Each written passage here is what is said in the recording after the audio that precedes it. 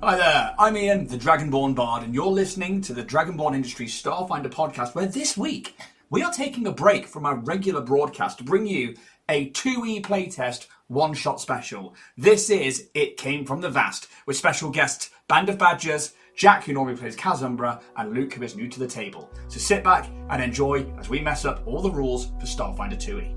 Hi!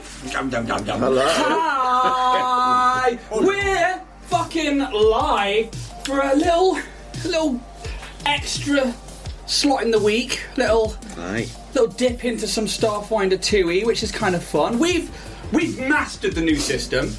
We weren't sat here 5 minutes ago working out when pizza was getting here while also going, what's this feat mean? What does that mean? You know what this is. And we have new faces around the table. But most importantly, hi, I'm Ian, the Dragonborn Bard, and I'll be your games master for this 2E playtest here on the Dragonborn Industries channel, where we're playing through the new PDFs. It Came From The Vast. This is a level 5 one-shot that we're going to play through, where hopefully we're going to spend the next couple of hours seeing what came from the Vast. Any ideas? Jack? Well, not a clue, mate. Pizza. It. A big monster. A big monster. No, I don't think pies are like those. Yeah, they do. Do they? They do. That's the pizza, pardon me. I have it on, it could be a pizza monster, but I have it on very good authority that Paizo do like monsters. What are the brain things called? I should know this, but I don't. Which brain things? I've obviously gone to a different brand of brain thing. Just Yes. which one are you talking about? The one that we painted. With the brains inside the big brain. Oh, and the spider legs. the spider thingy. Yeah. Yeah, I can't remember all. Your brain collectors? That's it, brain collector. There you go, brain collector. Why's you got one of those ready? Why's one of those here? Digging up some good times. Oh dear. Who knows? Maybe I'll leave that there. Who knows? Brain collectors, we think, it came from the Vast. Ooh, what do you know about brain collectors? They're in malevolence. They are? Yeah, they are. Do you know about them? Anything with Starfinder? Yeah, I do know some things about them in Starfinder. Yes, they are in Starfinder. They are, correct. 1 mark. So, You're for in those of you, Starfinder too. this time it's personal. For those of you who maybe don't necessarily know who we are, who sat around the table, we'll go around and introduce ourselves. Obviously, I've introduced myself. I'm Ian, the Dragonborn Bard. I run Dragonborn Industries. We've got a Starfinder show every Monday, which is 1E, as we slowly progress our way towards, we're 41 episodes into our campaign.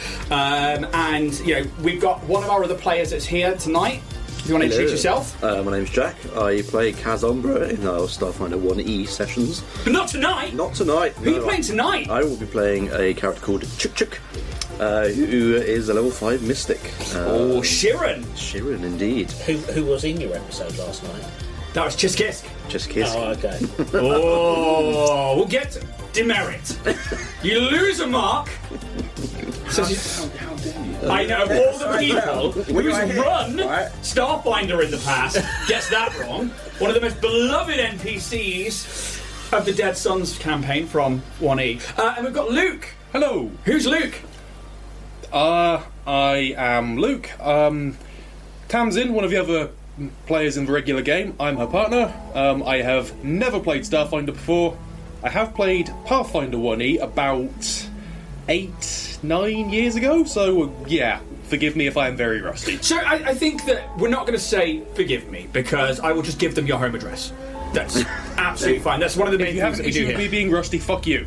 That's fair. Exactly, and that's what we're all about here. Because actually what we wanted to do is wanted to have different levels of players, where coming to this as Starfinder 2E, this is part of the playtest. Before we get to next year, 2025, I think the 2E game actually will come out. So myself, I came into the whole tabletop world from Starfinder 1E.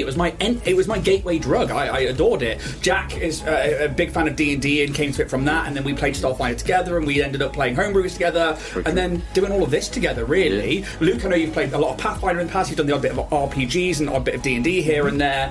Which brings me across to this side of the table. Oh, who are you playing tonight, Luke, by the way? Oh, I am playing... I thought it was pronounced Isef. You said Isef. I'm not sure what is the Whatever you want. pronunciation. Understand, I'm a blithering idiot. Yep. So, it probably is. Either way, ISF, ISF, I am playing an android who is an operative. Excellent. Which then takes me back to different experiences of playing to this side of the table, where I'm joined by two faces that aren't normally here in Cornwall. Chief Badger Steve over here. If you want to introduce, and I'm saying this because He's got to go first. all right, go on then, Dave. Based on contractual details and hierarchy. This is like Ant and Dec, okay? He's got to do the talking.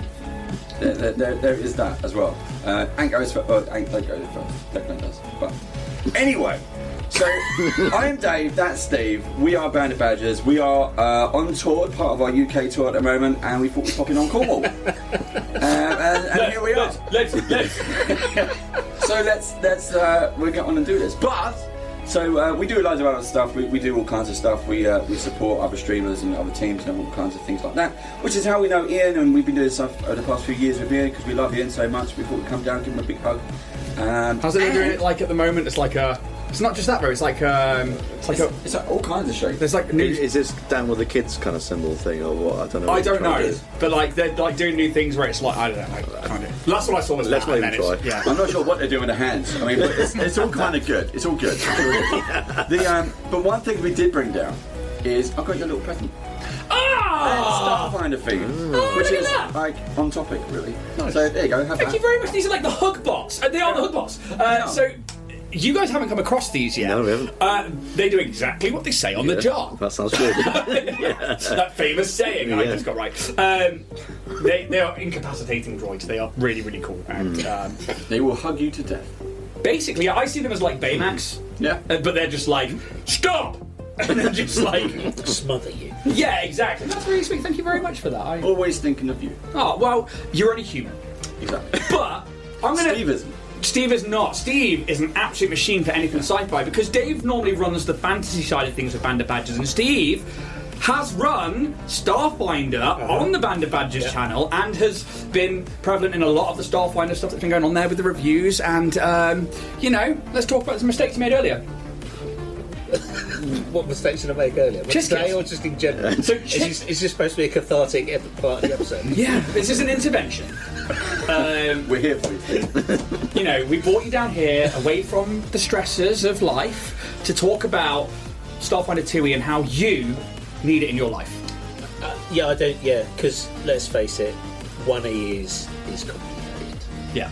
And 2e is simpler. It's a lot simpler. And as we all get older, we like simpler. Well, not only that, because you run the Pathfinder games now on... so we say about fantasy, but actually Steve's running the Pathfinder Fantasy Abomination Vaults for Band of Badgers on their channels, where we've got people like Warrior Prince 3D, Richard, who is on there, as well as like Meredith from Steve Jackson Games. We've got Mike from the Weathered Dragon. It's, you know, it's a pretty awesome cast. And I'm not saying it's better than the Dragonlance cast, of which yours truly is part of, but it's a pretty... As far as tabletop goes, it's a very star-studded cast. It is, yeah. So, Steve is really going to be my rules lawyer tonight, who has the most Pathfinder 2e experience. And about 5 minutes ago, every one of us, including Jack, was like, how'd this work? How'd that go?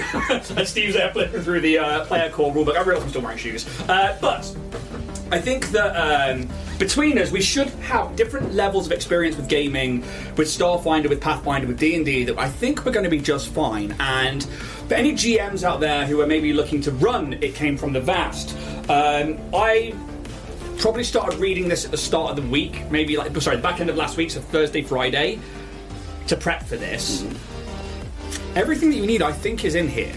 And anything that you don't necessarily have, I think you can get on Archives of Nethys or from the player core rulebooks and the GM core rulebook, which you guys have brought down as well. So I think between us, we're going to be absolutely fine.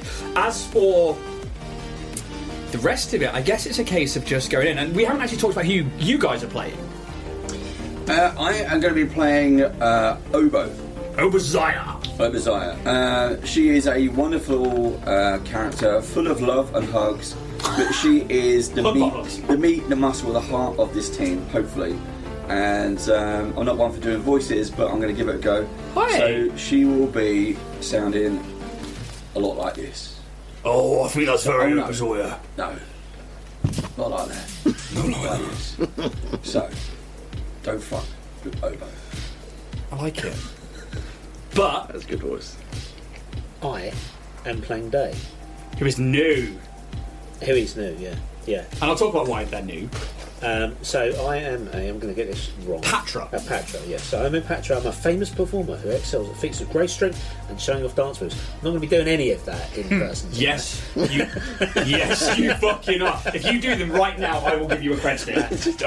You can earn a famous cred stick for giving me a little striptease. Just a little skin. Just a little nip. No? I'll dance for cred stick. But what was cool is I'm a Solarian, an elegant solar knight, and I have both photon and graviton powers. Exactly. So we have an operative, we have a mystic, which is our magic users, our rogue. Essentially, if we were looking at D&D, or operatives being a very sneaky, very versatile class. We've got soldier, which is our heavy hitter, and then we've got our Solarian, which is a charisma-based, not Jedi character. And usually with 1E, we find that, they have these solar crystals that fly around them and they can create weapons with them and stuff like that. I'm not going to talk about your weapons and stuff. I'm going to let you guys do that as we go through. But the reason I say a new character is actually these particular characters are the characters that come from 1E, apart from Day. So when we look at things like the core rulebook, they've reimagined things like Obadiah, Iseth, things like Navasi, and some of those characters are on there. So all of those here, like Obadiah, Chick, and Iseth, there. But Day is the new blood within Starfinder 2E, and I've read the descriptions of the characters and stuff like that. So I very, very much like Day, and would very much have a lot of fun playing them. So I'm looking forward to seeing how Steve plays that today, and I expect the performance. I want to see that charisma. Cool. Good response, buddy. But I guess if we're all ready to, there's no announcements tonight. There's no anything else. This is literally just going to be playing through this adventure path. If you guys are ready to jump into some Starfinder 2E, hell yeah. We'll get to it. I'll keep going. Let's find some stars. At this point. No, this is all me. Roll VT. No. It doesn't work. So I'm just going to quickly do that so that I can see some other things, because you are all part of a crew on a ship called the Overhaul, which looks something like this, which is now not showing up. Why no show up? It all goes right until the moment. I had one job, Ian. One job. Well, I will show it you another way, I guess. Essentially, it's a Kilvarian class hauler. It is a very versatile exploration ship that I should have had an overlay for that is now not showing up, but you can't win them all. It's off to a great start. You are all part of the same crew, and you are probably coming back from a mission from Britheda, which is a planet within the Pact Worlds, where you have some kind of cargo. There's no time sensitivity to this cargo. Maybe it's some kind of fashion wear from Kalamahoy, this planet of this ocean moon even, that has like a great love of fashion. Maybe you are coming from one of the gas giants and you are bringing back some kind of canistered cargo, but nothing that's going to spoil. You've got time, you're on your way, and as we go around the ship at the moment, why don't we describe what those characters look like? So let's start over here, like with Chick. What would they look like, and what would they be doing in this moment? I think he will probably do a little bit of tinkering with some of this green-looking tubular technology that he likes to sort of emblazon himself with.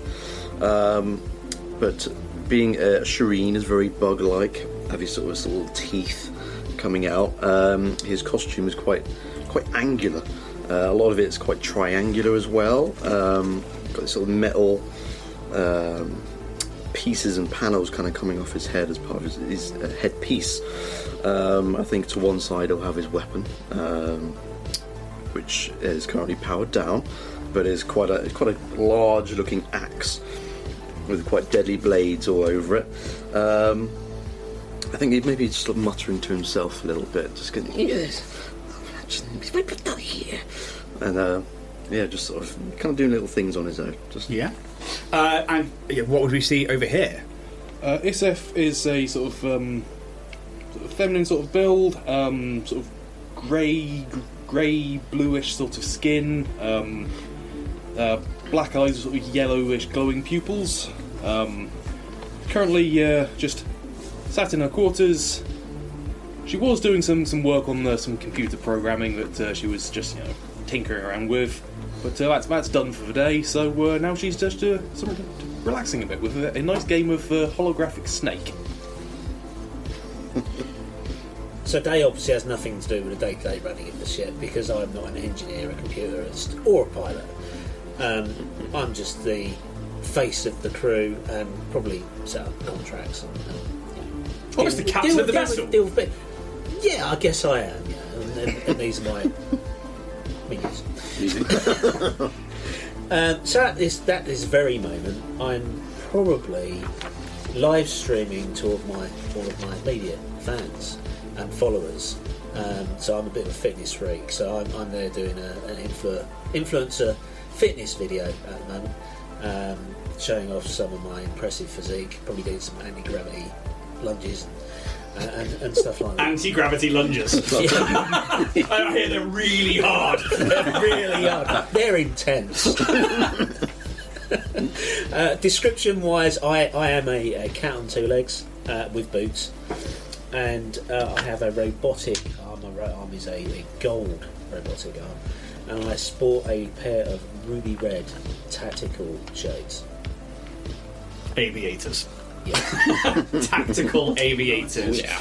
And that's like maybe we see like Day doing their stream and their workouts. What do we see with Oboe? Oboe, to describe Oboe, she is big, she is strong. She is a giant humanoid lizard who is covered head to toe in her battle armour.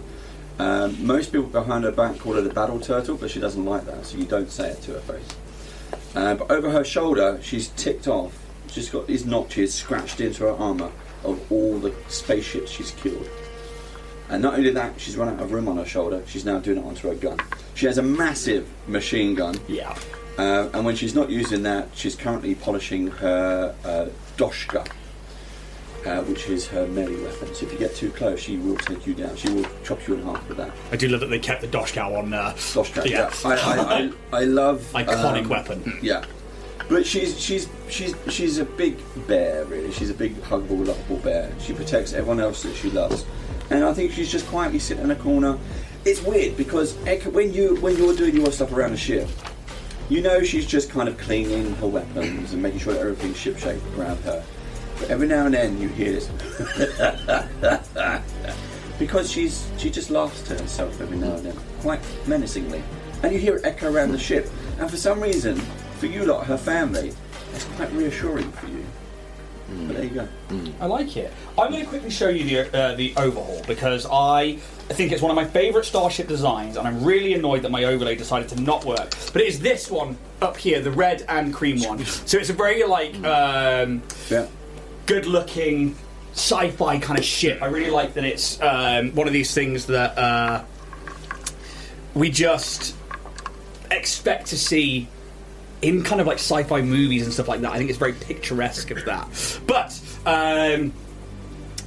you guys are on the ship in your various places. Maybe there's an autopilot on. Maybe you guys, you're within the Pact world. You know where the Starstone reactor is of Absalom Station. Maybe, I don't know where you're taking your cargo to, but it is still within the Pact worlds. And as you make your way from Bretheda, which is one of the outer planets within the Pact worlds, towards the inner heart of the galaxy at large, a klaxon sounds on the bridge of the overhaul, blaring in an imminent collision warning ahead. A starship that looks like a cross between a building and a tree is incoming, spiraling erratically in its out-of-control flight through space. A slight change in trajectory at the hands of the pilot, and the collision is avoided. The biomechanical starship, and this is you guys piloting it at some point, you jump on maybe and you manage to careen to stop yourselves from colliding into it. The biomechanical starship careening past you in the direction of Bretheda and its many moons. Hand over to you. What would you like to do? And I'm going to see if the ship... There we go. That's the ship that you see come careening past you. There's a mix of like stone and like living leaves and trees. You can all make me a lore check, which would be under. Ooh. So this would be Xeno Warden lore. recall knowledge if anybody has that. I don't. I No, I rolled a not, natural 20. I rolled an unnatural 20. Okay. Rolled an 18. Big old 6. Big old 6! Oh, yeah. Yeah. So I'm going to give you with that natural 20 because you guys are from the Pact World and stuff like that. This is clearly a Xeno-Warden vessel. The Xeno-Wardens are people throughout the galaxy who believe that life, fauna, plants are just these natural things that should be cultivated and watched over. And many of them go out into the vast, into many different exploration zones and places to try and collect and categorize and catalogue many of the things out there, but also to protect it. They are all about preserving fauna and flora. So, space druids. Exactly that. Spruits. With that natural 20 and with that dirty 20, you know that there is a collection of them really within the Pact World as well, that they have like a main ship called the Verdant Paradise, which is actually where a lot of things like samples and stuff are taken back to. You would know as well, having been around Bretheda, that ship is currently around Bretheda, currently in orbit of it. So this careening out of control ship is heading that way, but it's obviously something is wrong. Is there anything you guys would like to do in this moment? You have full access to your ship's systems, so just like 1E, we have things like, your piloting station, your captain station, you can hail people, you can do comms checks, you can do scanning, you tell me what you want to do. Blast it out of the sky, cool. So if you want to make... Whoever's in charge of the computers, and I really forget which one of you that might be, It's definitely not me. but whichever one of you it is, would you scan that vessel and see why it's currently careening out of control? Of course, Captain. It would be my pleasure. And so I will... I like the android voice. Yeah, that is good. Oh, I'm going to be generous tonight. You can have one of those. Yay. For those of you who maybe don't know what we do here at Dragonborn Industries, I hand out cred sticks as little tokens to maybe gain advantage or disadvantage, like D&D on a D20 roll. You can force that on me, onto other players, but it just means that you could roll twice, take the highest, or force it on me to roll twice and take the highest, or take the lowest. Either way, it allows a re-roll of D20 and you get to choose which one you use therein. And if you're going to RP like that straight away, I'm going to say I'm going to be generous. Steve's also going to get one. Because going into day like that... Let's start the stream strong. So, you're performing a scan, yes? I'm going to hop on the scanners and try and see what the hell's going on. I would like a computers check, please.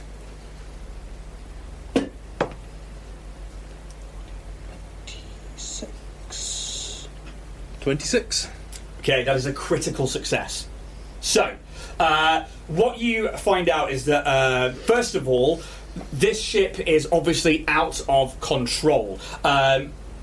This would mean that there's no body at the pilot helm, or there is no autopilot, or there is something going wrong. But you're not scanning a malfunction.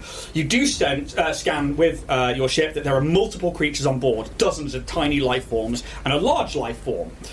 You also know that there are several airlocks on this ship, but one of them, towards the rear of the ship, is open. This vessel is out of control. I'm detecting multiple life forms. However, there is nobody at the helm. I am also detecting that one of the airlocks on the ship is open.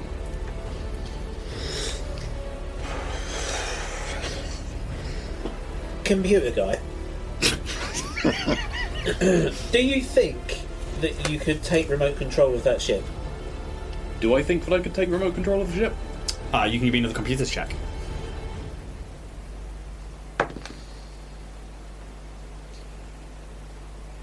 That would be a 30. So, phenomenal roll. What did you roll on the dice? 18. Fuck. So it's a plus 12 in your computers. That's amazing. You would know that with your tier of Starship computer versus something like a Xeno-Warden ship like this one, and you scan and you realise this thing is called the Bloom. And this thing, you wouldn't be able to integrate with it.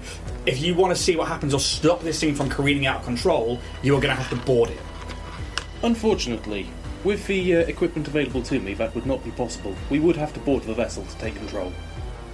How easy do you think that's going to be? There is an open airlock. Bearing in mind that this thing is like spiralling and twisting out of control, who would be the pilot? That was going to be my next question.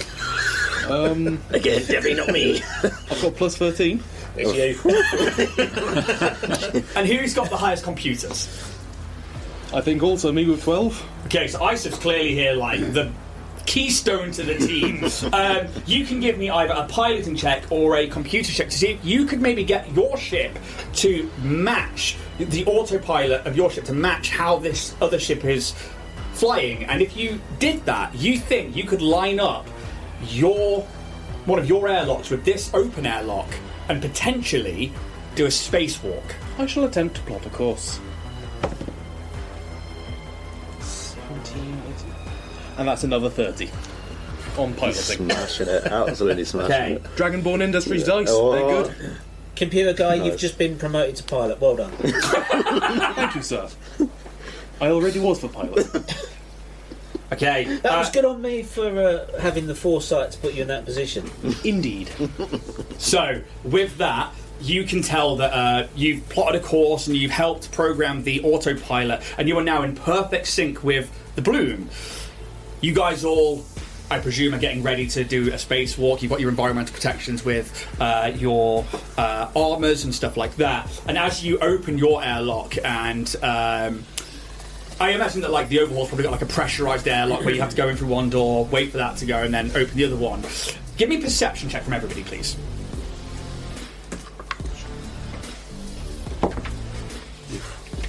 Is it called perception now? Yeah. Yes.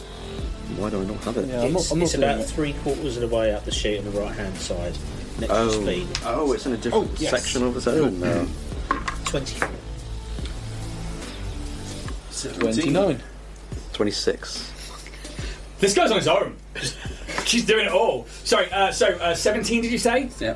24. 24? 26. 29. 29. Okay, I haven't so rolled lower than a 17 so far. you can see that there is this airlock, and it's a simple medium-sized airlock, and you see almost like a green shimmer, kind of like a force field, and you can see it just about into a room with like maybe your torches or your ship lights. It's dark in there, but definitely something that green layer, that transparent layer or opaque layer even, is keeping atmosphere in there of some kind. Lined up, you think that you guys could all make the jump, and if you do, I will let you know now. You're going to be making acrobatics or an athletics check to spacewalk across and try and get lined up with the door, basically. You want me to go first, Dave? No. I feel like this would be a pinnacle moment for the stream. Day and crew. Day saving the Xeno Warden ship, the Bloom, home of many a unique specimen from destruction. This could be the turning point in my media stream. I'll line myself up in the airlock. The remote camera will be switched on. It will be set to follow. I will unfurl my my battle weapon, which is the battle ribbon. Yeah. And I will charge it up with solar energy. It will just fluoresce with rainbow colours, and eventually have this sort of this white fire edge to it, almost as if it's a single atom thick. Can I do a com to com? Yeah, of course you can. Just sort of gently kind of lean in. Are you sure about this, Dave? Yes, absolutely. Yeah, but I thank you for your concern, but I really do have this. You've never done one of these before. Well, first time for everything. All right. And I will run forward. I'll take off at a full run, and I'll dive head first out of the airlock, spin through 180 degrees, point backwards at the ship and the camera, of course, and finger pistols my way across. I would like an athletics or an acrobatics check, please. I'm going to do an athletics check. That's 29. 29. Okay. That is a critical success. Very nice. So, for anybody who maybe is watching and has seen us in 1E or has been playing Pathfinder 1E, not 2E, levels of success are you get success, failure. You also get, if you beat the DC by 10 or more, a critical success, which gives you some kind of extra boon to this, or a critical failure, which usually means something very bad. And that is absolutely a critical success. As you... pew-pew! your way across. And I imagine your like internal comm is like linked to the camera as well as you're like just careen. And are you trying to go straight into the door? Or are you just trying to line up next to the door? I'm going straight through the door. Awesome. So, and then as I tumble through, just sort of lazily, hopefully still in 0G, lazily do a backflip and then just land on my feet as I get into the room. okay, so as you go across it, it's graceful as hell. You're like, way! And like, you know, give it the big guns, give it that day performance. You cross the threshold of this, almost like a ray shield, this like, it's almost like a energy membrane of green, and you notice that the gravity is still active, which you weren't ready for. I would like a, I don't suppose there's a tumbling check, or is it still just on acrobatics? It would be acrobatics. Yes, acrobatics, please, just to see if you can keep your composure. 17 on the dice plus 9 is 26. You tell me how you land gracefully. So of course, being a cat, I'm gonna land on my feet. So I panic a little bit, try and keep that under control, and then speed up the backflip, land on my feet, and then with a flourish, and the bow ribbon is behind me, just whoosh, like a whip, and you hear that snap crack. The rest of you haven't even had a chance to leave the ship yet, and Day is across there. I'll let you do a perception check while the rest of you, and it is dark over here, by the way, the rest of you, are you all heading across as well? Yeah. Mm-hmm. Okay, I need those athletics or acrobatics checks, please. So 24 on my perception check. I have dark vision, if that makes a difference. Thank you very much. Well, the good rolls couldn't last forever. That is a 5 on the dice for a total of 16. Acrobatics. Okay.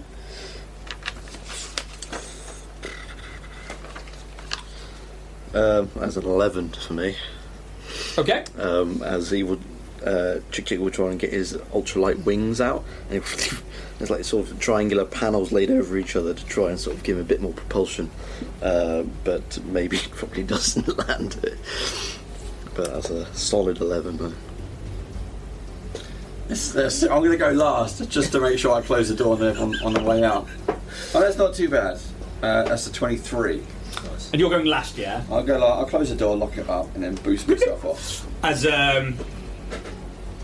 these two, I don't know if you careen into each other. I don't know if Oberzoya barrels through you with their immense strength. But you two both fail. To which end, it's not a critical fail, luckily, but you do both fail. And I do need a reflex saving throw from both of you, please. Are you guys tied off at any point? Are we following the like a rope, or you just? No, you are straight spacewalking. Not tied off or anything. That's not too bad. That's 18 for me. 21 for me. Pass, fail. You manage to, like, as you bounce off each other, you bounce off the hull of the ship, and you just manage to grab onto the edge of that doorway, and you pull yourself in this moment where you're like, whoa!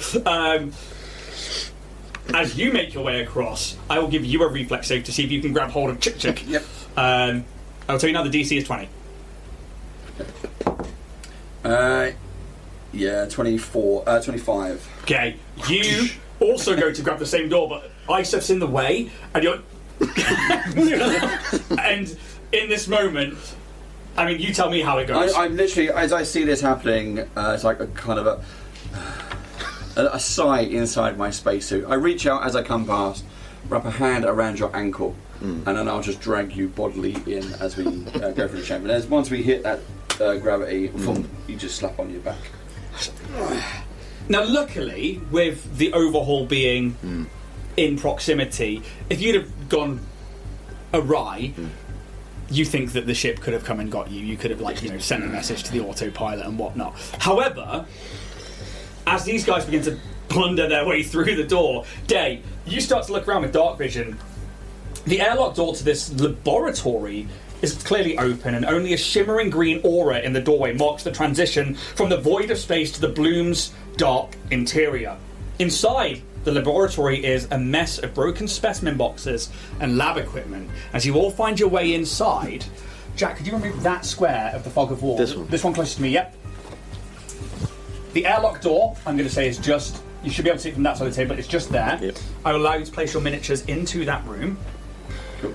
And I will remove this fog of war. Just here. Jack, you're in control of the camera. Hopefully this is angled enough that we can see. So, yeah, you see all this like broken lab equipment. Obviously, like there's no vacuum of space. That green aurora that is like in front of the door has stopped everything from like decompressing, and you can tell that there is one atmosphere on this ship because the whole trees, the life itself around here does produce oxygen, but this place is a wreck. What would you like to do? I've always hated doing those fucking spacewalks. Indeed, not our most elegant spacewalk. I shall Right. endeavour to do better next time. My apologies. Thanks, Obo. Do any of you, apart from you, have dark vision, by the way? I think I do. Very good point. Where on the trying to sheet would find it it. be? So it will be under perception, under your perception. Oh, yes, I do. Yep, Sensitive dark vision. notes. Low light vision. Okay, so for you three, you can just see in about black and white. You can't actually see Obo, so you would have to turn on a torch or find a light source. Most of your compads and stuff will have a data pad and a torch on it, but yeah, these guys can see. You currently I can't. will. I'll turn on one of the torches, whatever I've got, whether it's a shoulder mount or You if tell it's me. just if it's on that. Well, in that case, it's a shoulder mount. Check those corners. Exactly, exactly. I'm talking to aliens, aliens, Space Marine. This is what we've got here. And while I'm walking across the room to the other door, I will be locking and loading and getting ready. And Yeah, you lot, you stay behind me. and yeah, and you do see there is a door to what would be, you know, as you come in, it's on your right. On the map here, it's to the south. But then you've got all of these like stuff just strewn everywhere. I'd like to try and get us a map of the ship. Would it be possible to find a working terminal or anything like that and hack in? So give me a perception check as you start to like look for a working terminal. Anybody else in this moment doing anything? Chuck. What do we employ you for again?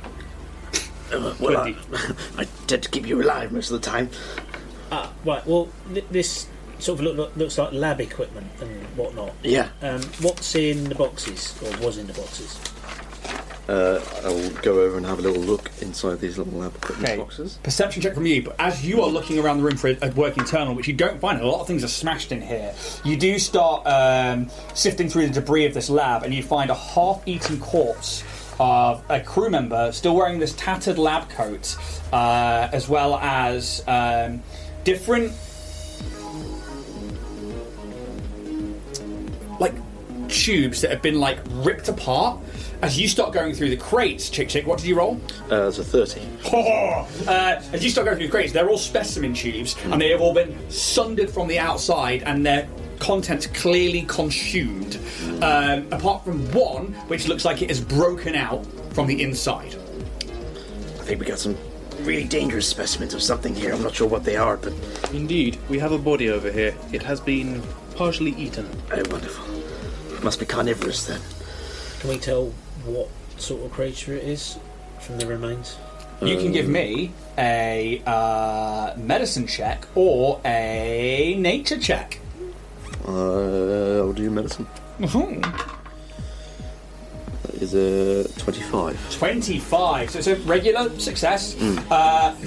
This spacefarer was killed at least a week ago by some kind of creature with insect-like mandibles. I promise it wasn't me, but I think... do I get a gauge of how big this thing might have been, or small? Yeah, you think it was actually relatively small, and it has munched through a lot of the corpse. Maybe like the size of one of the containers, maybe like 1 foot in length. If somebody wants to give me a crafting, survival, or thievery check, I will give you a bit more information. That's a 14 on the thievery. 14 on thievery. You are unsure of what was inside these specimen containers. Although, one thing I was wondering, with the scan that I did of the ship, you said there were loads of small life signs. Would they be about the size of what we're looking at here? You are unsure, but as you are thinking about that and trying to piece together, maybe there's something in these specimen containers, maybe there's something around, you begin to hear like rattling and scuttling in the air vents. Nobody else, just you. We are not alone. Movement in the air vents. Best keep on guard, then. With that check as well, you do find 2 tactical med patches Nice. in there, Well done. which I will Very nice. find in here somewhere. Got a load of handouts for you I all. love some med patches. And while I find that, what would anybody else like to do?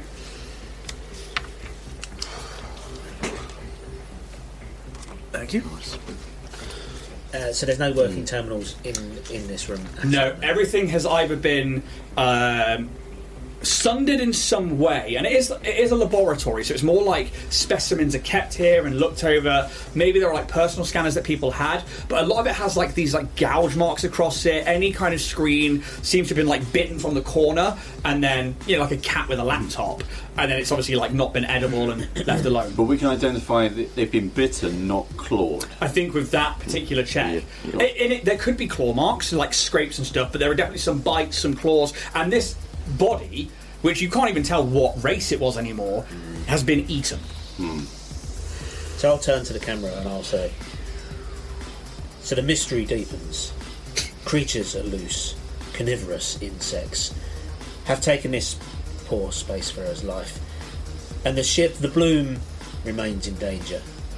It lies to us, dear crew, to venture further into the depths of this vessel, to reach the helm and to stop its ultimate crash. Obo, the door. I should punch it. Okay, are you just punching the door release, or are you just punching the door? No, not punching. Open button. Break it down. And the door. So, what you notice on the inside as well is like everything here, like all the doors are like these leaf shapes, and as you hit the open, they open like Oh, some kind of an iris. Yeah, like an iris. I was Nice. expecting a ship bulkhead to go like the slides. No, this is very much like living material as doors and stuff, but it opens like an iris in this like leaf shape. So forgive the map for not being perfect. They didn't quite have the miniatures out for this yet. Paizo! And yeah, it opens up and you start shining the top. Immediately, I take a step into the room and I start from one corner and I scan the whole room. Sounds like a perception check to me then. Can I please. quickly give Obo guidance? Yeah. Cantrips. Let us know what's in there. Just cast guidance as a cantrip. Should give you a +1 to your roll. Cool. That's a dirty 20 plus 10, 30. A dirty 30. Fucking Paizo numbers at level 5 are sick, right? Level Like, 5 is the gateway level. yeah, so you guys are just hitting it in like 1E, and it's just like Yeah. rolling a 39. It's like, fucking hell. Like, let's hit the level where it's like, all right, you can still die in Pathfinder and Starfinder, but like, fuck you for rolling that. But okay, so as you begin to have a look through, you see that there are this is some kind of cargo bay, and there is scientific equipment and survey gear, but there is a broken porter drone twitching, sparks flying off it, lying to one side of the room, and you can actually remove that bottom fog of war there, as you guys can remove the door from that terrain. Feel free to just pull it up and out. I want to see. Oh yeah. Oh, that is awesome. Yeah, it's cool. Here at Dragonborn Industries, we believe in immersion. We believe in immersion. Emotion. Emotional damage. And yeah, you see this like porter drone with its legs, and it's like glitching out to one side. Yeah. Room is clear, but we've got a glitching robot. And I'll step in, and I've stepped in to search. Feel free the to room, move your minis into and there then and I will stuff. I'll take a side step left, so the doorway is now open. So I will step here. Should really give you some blue tacks. I'll put everything on. I've got a tail. That's why. It's not too bad to be fair. I'm just going to move up and inspect the bot. You're going to inspect the bots. Indeed. Okay. You can definitely tell that obviously this thing. Give me an engineering check, actually. Sure. Let's make it more interesting. Let's make some rolls. There's a box there. I'll move to the extra space. There you go.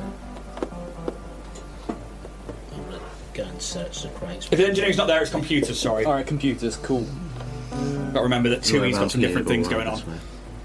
Around here? Yeah, perfect. I'm gonna search those crates. I'm gonna stay Yep, all those high rolls from doorway. earlier have vanished. That was a 4 on the dice for a 16. Still a plus 12, that's pretty good. So having a look at it, you can see that this thing is clearly glitching, and it's still working in some way. Right now, you can't necessarily see how to fix it, but what you can see is that there are these same like gouge marks and or like bite marks that have clearly like happened to this creature that has then caused it to malfunction and glitch. Are the rest of you doing anything else in this moment? I'm going to search the crates, unless they're only there for flavour. No, you can absolutely. You see, like, equipment and crates and everything. You can give me a perception check as you start to have a look around. 18. 18. Okay. What you do find in here is going to be, obviously, like, all of this survey equipment and all of this stuff that's usually kept in here for storage, and something has been...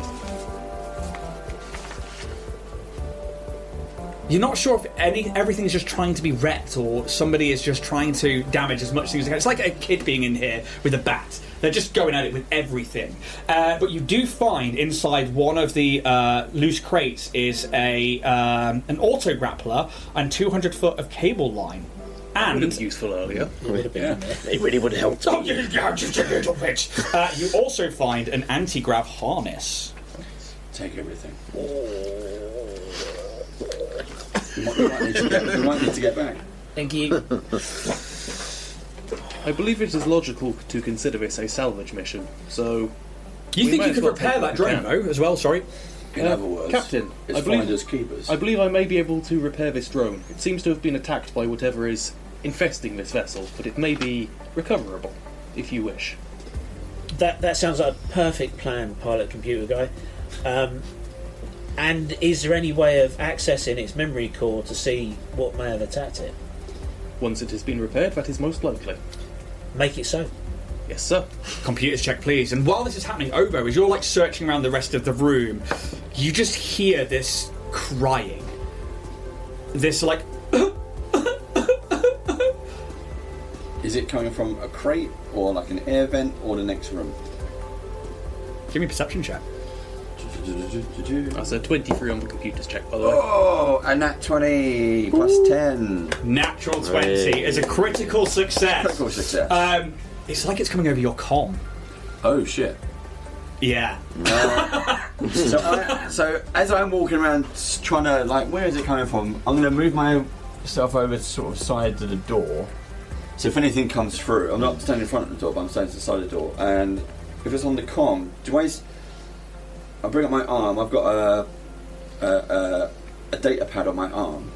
Can I do something on there that might bring up where the call is coming from, or where this signal might be coming from? Yeah, absolutely. Give me a computers check. While you do that's that, not good for me. while you do that, you can spend the next minute, and you're actually like, oh, something has physically damaged this drone, and actually I can repair this quite easily, and I can reboot it, get it all going again. Yeah, you think that within 1 minute you can get it, you can log its memory banks, but if you spent 10 minutes with the drone, you could repair it and have access to a porter drone, which would allow you to have full root access to it and control it. Captain, I will be able to access the drone's memory banks in approximately 60 seconds. However, within 10 minutes, I believe it will be functional. Let's make it functional. Yes, sir. Okay, I need another computers check, please. What do you get over here, Robo? I got a dirty 20. I'm loving it. So, if you don't know, Ian gifted us a very nice dice. So, yeah. And so far, on the air, it's been 22. rolling my numbers. Okay, so this is going to take 10 minutes. So I'm going to, and it is a success, so you were going to have a porter drone, but for 10 minutes, ISIP is working away. As over, you're like checking your data pad. Yeah. The only open comm is between you guys. There's nothing coming in. Boy, you lot. Who's crying? I do not cry.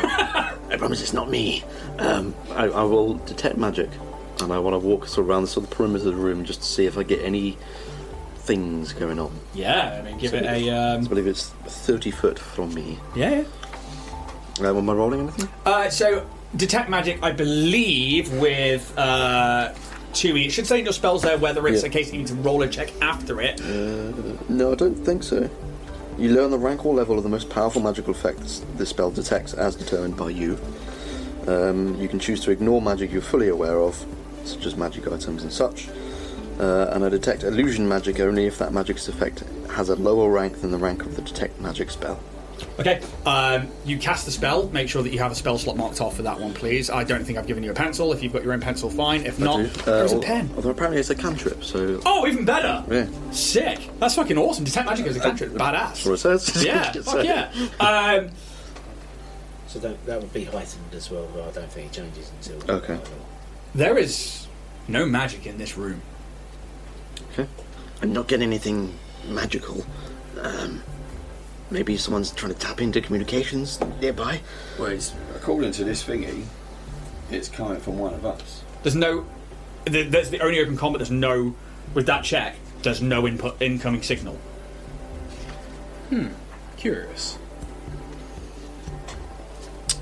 Do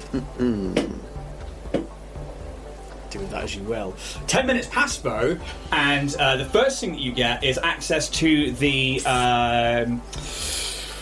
diagnostics, which is its part of its memory banks. You determine that the drone suffered multiple instances of blunt force trauma followed by a barrage of sonic damage. Once it went down, it took no further damage.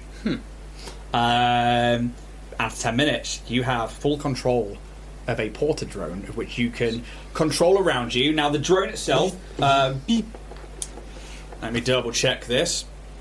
The PC can command the drone using the synced comm unit, which you now have synced to your own comm unit. Commanding the drone in this way is a single action that has the manipulate trait. A porter drone can only be commanded to stride, to interact, to pick up or put down an object, or to interact to open or close doors. Okay. So they can't do much, can't attack or anything, but you basically have a droid that you can do things with, like a few basic things with. I hand back over to you guys. Is it just Obo having the crying comms? Mm-hmm. Okay. I'm not getting anything. Can you share it across so we can all hear it? I'll walk over to computer pilot guy. Look. It says... Indeed. Give me a computer's check.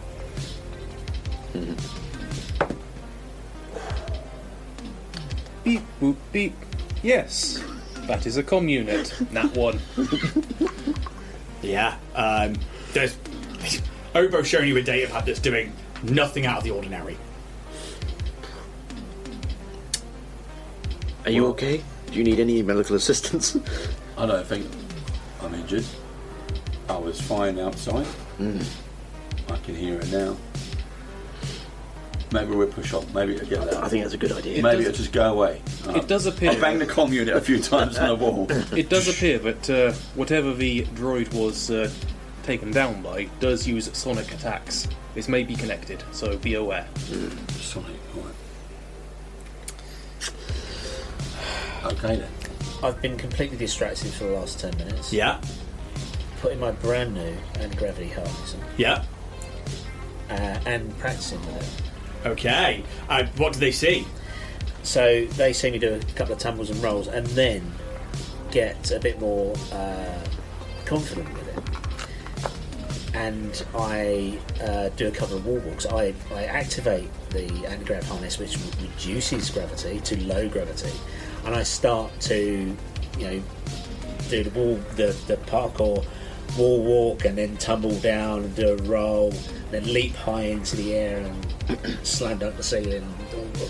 Just do a few tricks for the camera. Yeah. Is there performance on your character? Yeah, there is. I can do it. Since you're live streaming, why don't we do that? I'm gonna roll your dice. It's 29. You just see like little hearts coming up on the screen, like Dave, and like there's like gifs of like a gif of a cat on a skateboard, and then there's like just like love hearts and like Patra for life and stuff like that, and like oh my god, Dave's so fit. Just social media heaven right now. Yeah. What else are you doing? When I suddenly realised that the drone is fixed and Obo's currently hitting the wall with his comm unit, her comm unit, I'll look over and say, is there another way out of the room? Have we got another door to go through? Yeah, you can see that over towards the opposite side of the room there is a door. There's a door right here. Okay, Obo, if you're feeling up to it, with all the crying and everything, or the portal drone, your choice. I'll stand in front of the door again, gun ready, bang the door open button. The iris opens, and I'll step in and I'll do the same thing. okay, so I would like a perception check from you. There is some light in this room, coming from various systems that you instantly recognise to be an engine room.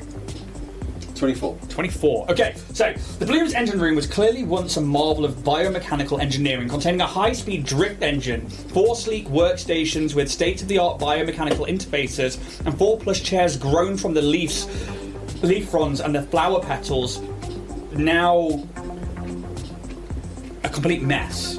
You can see bite marks out of like the chairs, these like natural seats. The front panel of the drift engine is torn off and broken, and the drift engine is clearly broken in some way. Tools are scattered about the floor, and something has taken bites out of the chairs and other biomass in the room. The ground near the forward doors is coated in sticky-looking slime, which trails through the open doors to midship. You can reveal this map down here.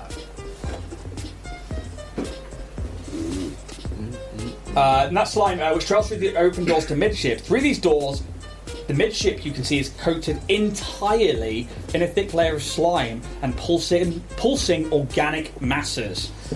Amid these alien egg sacs crawl grub-like creatures with oddly humanoid bone faceplates, each engorged nearly a foot in length. Movement in the distance indicates there is likely additional grubs in adjoining chambers. Well, it seems it is quite clear what the life signs I was detecting were. If you want to check the camera, Jack. Oh, yeah. Roger! I'm so invested, so immersed.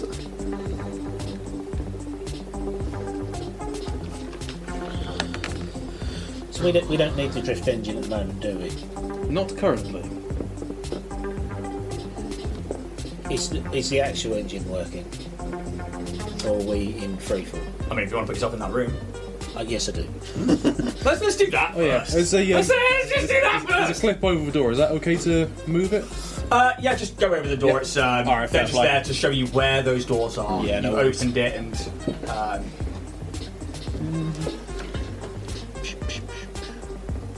I assume that's the drift engine. Yes. Not really worried about that. More about the actual engines. So the drift engine is that little bit there. And the engines themselves like built into the back of the ship, and then there are these other workstations around. Yeah, I'll go to the workstation because I can probably find out from there. Feel free to take your droid with you as well. By the Oh yeah, way. good point. I will go with you because I was talking to you about the engines. There's a bit of blue tack on the bottom of the base, so I'll just move that out of the way. I'm going to go to the edge of that door. Still, if I have it up still, No place for droid. There. I'll still have my detect magic up, just to scan a bit more. Okay, still not getting anything magic at this point. What you guys can see is that. What did you roll on that perception again? Sorry? 24. 24. Okay, so. Yep, you see the workstations, you see the engines towards the back, you see maintenance controls all over the place, and then you see this like open door that leads, and the door is open that leads to the midship, and you can see this like pulsating, undulating, like eggs and like crawling grubs. Yeah. What would you guys like to do in this moment? So I'm going to hack into this workstation and see if I can find out what the status is of the engines. Okay, so give me a computers check, please. God damn it. That's a nat one. I'm gonna... It appears to be. Are you going to credit stick it? For a credit stick, do I re-roll or is it basically like D&D advantage? Or... It's a re-roll, and then you can choose whichever one you want. So you Yeah. throw me the credit stick, you spend that. Yeet! Yeet! This is not a 2E system thing, this is a me thing with Dragonborn Industries. Well, And it is that is- kind of a two. Well, there's hero You points, can have isn't the it? hero points. Yes. 24. 24. Okay. I assume you're taking the nat 1. No. Why not? Okay, so gaining access to the maintenance controls, which is the bits that you're standing at there, you can tell that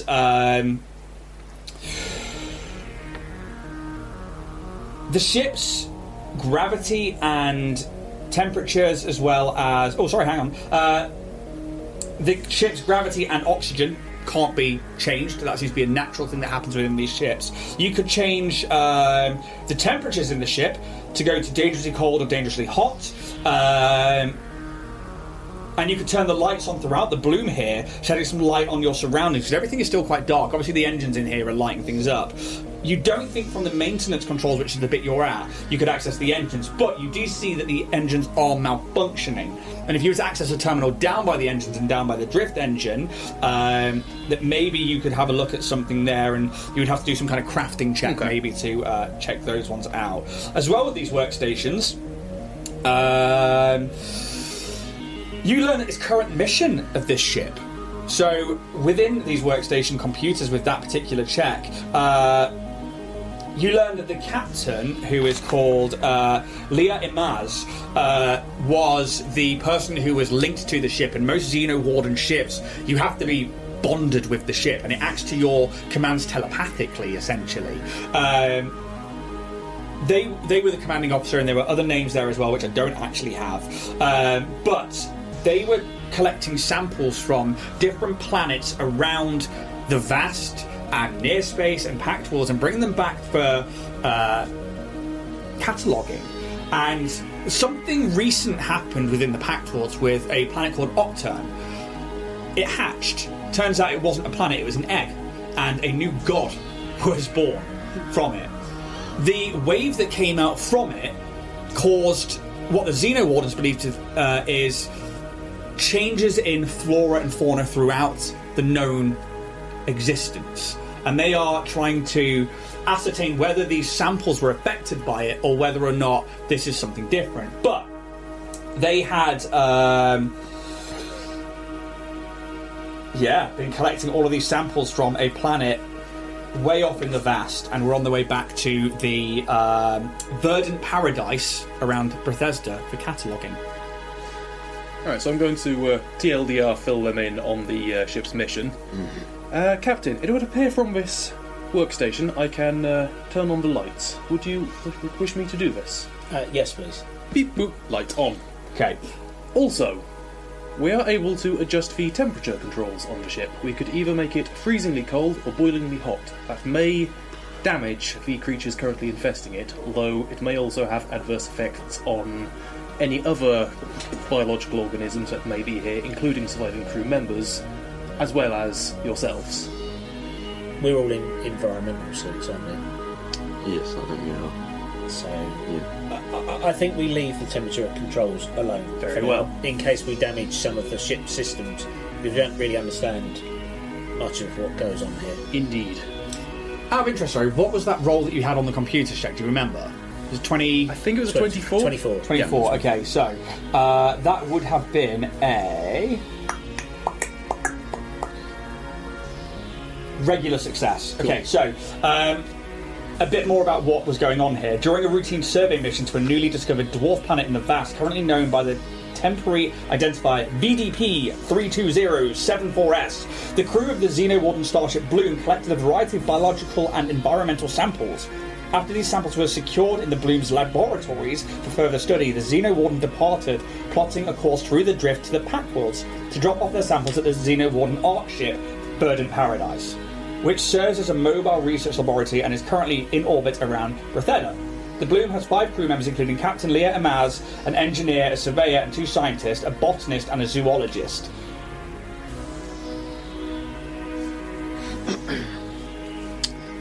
Did we find any identification on the corpse?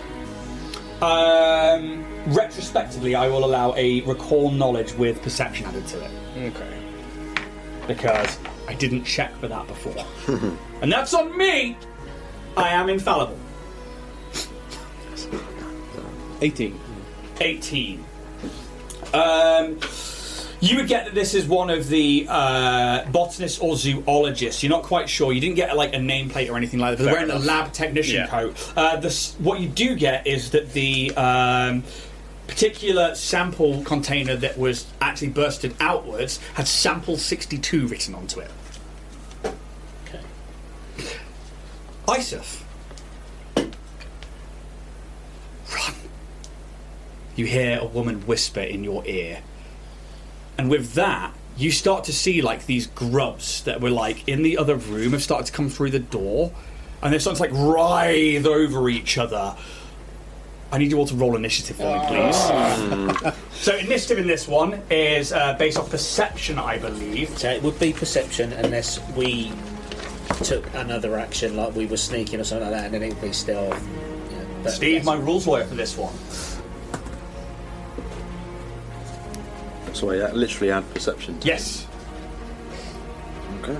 Some feats give you bonuses to your initiative, so that will probably be written in the box underneath. Yeah. Okay. Oh yeah.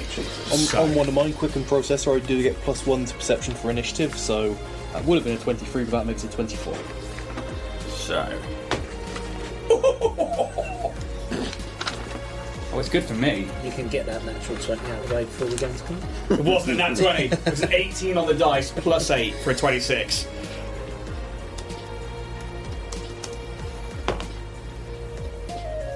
Okay. Chick, where you at?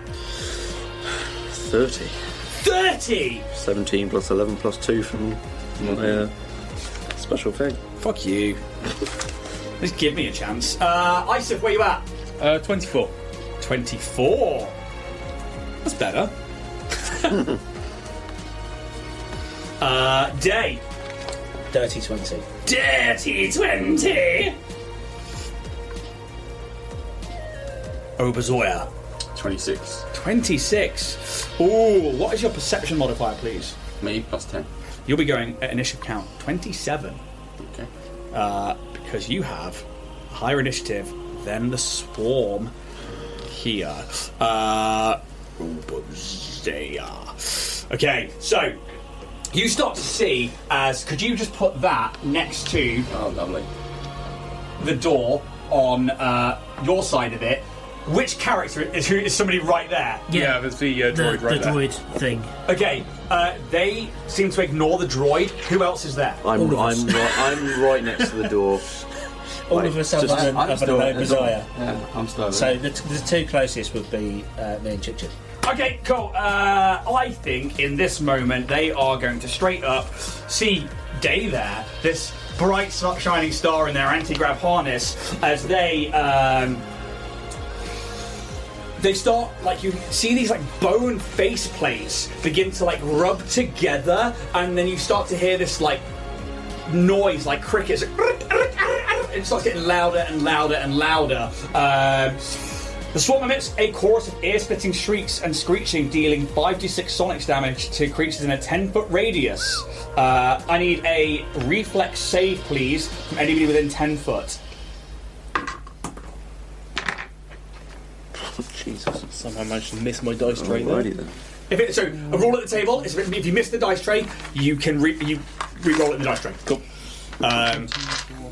27. I rolled a 4. I'm going to throw you my cred stick. Do it. Please get in that one. Not much better. 6. So that's a 18 in total. Okay. Dale. Isoph. 27. Pass. 29. Pass. Okay, so I believe. Let's see if it just says basic reflex save. Yeah. It's the DC 21, so it's a regular success for everybody. So it's just going to be half damage, I believe. So it's going to be 5d6 worth of damage. Day, you were going to take 15 points of sonic damage. You are both going to take 7 points of sonic damage as it starts going, and it comes out. Actually, the drone is there also, and it would take some.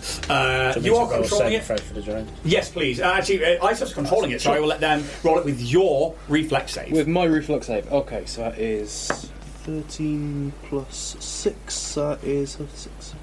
19. 19 is a fail. They take 15 points of damage. They currently have... I don't think there are stats for that, actually.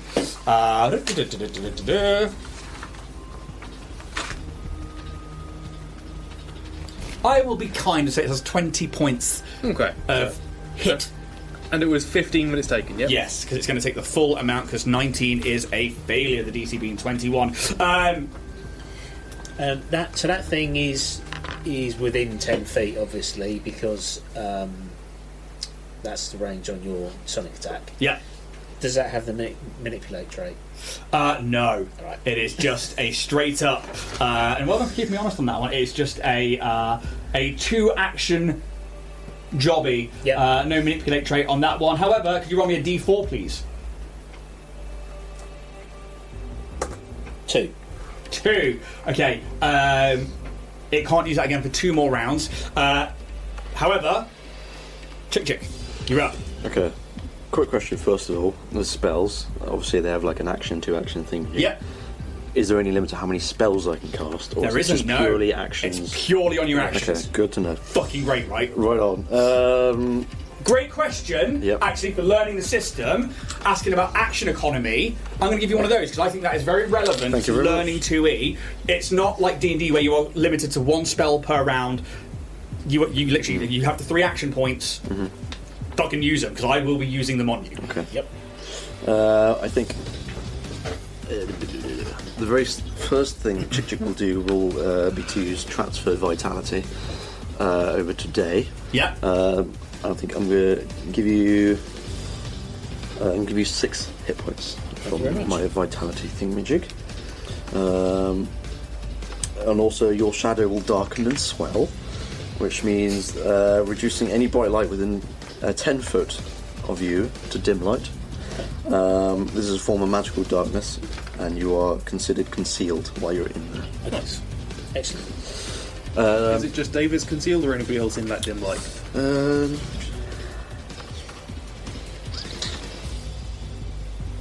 Yeah, it says the target becomes concealed while in Good, there. because if it was anybody, the Yes, it just says the target becomes concealed for a second there. while in there. Okay, cool. And then I will also use the other 2 action points I have left to cast Void Warp cantrip. So, can you please make a Fortitude saving throw? Oh, a little fortitude save. Okay, so I'm going to grab their stats, just double checking something. Okay, it's pretty beefy. Okay. It's pretty beefy. Fine.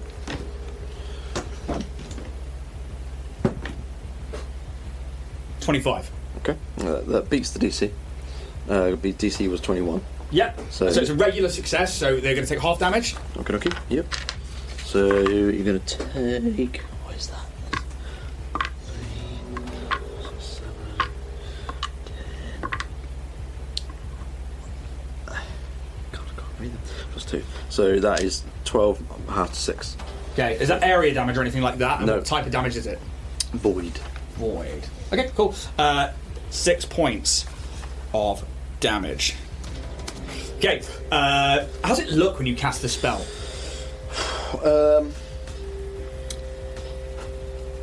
I think it'll be just a lot of hand movements and maybe a little bit of like sort of chanting, a little bit of just very quick sort of language that you probably wouldn't be able to sort of tell what's going on, and then just formulating this sort of dark energy that you would just from another world, clearly. We've gone full edgelord again. Yeah. I mean, Our punk bug. I can't help it. And he'll just sort of shoot out towards this mound of grubs. Yeah, and it splats into them, and like you can see that they definitely take some damage from that. That's your 3 actions over. That is a smooth Okay, then we are going to move to Oberzer. Okay, well, I'm going to try something a little bit different. So I'm going to take a few steps in front of here so I kind of have a clear shot. I want to take a peek through this door. Do I see more of those worms in there? Give me a perception check. You definitely see them like moving around. 15. 15. Ooh, there is actually a DC for this. There is. So you can see that there are more bugs in there moving around. Whether they're coming together to form a swarm or not, you're not sure. I'm gonna deal with this one. So I'm gonna. Go on. Sorry. Can I use my reaction? Seeing that Omer's eyes moved into a particular position to look through the door, and I've got clearly a prime position, much better position than you've got to see through the door. I'd like to use my comparative spirit reaction to roll a perception check. Please. Yes, absolutely. Because whatever you can do, I can do better. Do better. I think it's literally written into their character sheet. Natural 20! Natural fucking 20. 31. 31! There is a swarm a coming, and you can see that, like, on the other side of the door, more of these grub-like creatures are coming together. You also think you could just close the door on them. Yeah. You don't think they can interact with the door, but you're left with only one swarm in this room, as the grubs are all like, they are coming for you all. They are hungry caterpillars, and you are but a leaf to them. However, yeah, you can absolutely close the door on them with that reaction. I will do that, please. Yeah. Do you gloat towards Oberzoya at all? Yeah. I turn to him and go, I'll do the old Carmelade, right? I'll come in. The guy on TikTok who just goes, and then like down a bit. So you see Obo just look down. She's got this bandolier of grenades, and she just pull one off while she's looking at you as well. She clocks you, pulls that, and I will throw in an incendiary grenade. Yep. Into those worms. Cool. And that does, I believe, it's a 1d8. Okay, so grenades in terms of working, I'm not sure if you still need to roll a particular attack roll. Obviously, it says here, instead of making it an attack roll, you choose a target area within 30 feet. All creatures take 1d8 fire damage. Is in a 5-foot area. In a 5-foot... Oh, that's good. It's an incendiary grenade. This is a large swarm, which means that they are 10 foot by 10 foot. Yes. Okay, reflex save, yeah? Reflex, yeah, a basic reflex save. 8 on the dice for a total of 22. Wow. Plus 14 on the old reef save. The old reefer. Where would it might have a target? A target. The DC is... I think DC is 15. The DC... Oh, DC is 21. Oh, 21 now? Okay, cool. It says DC 21. So it passes, but it's going to take half damage. It's not a critical pass. Yeah.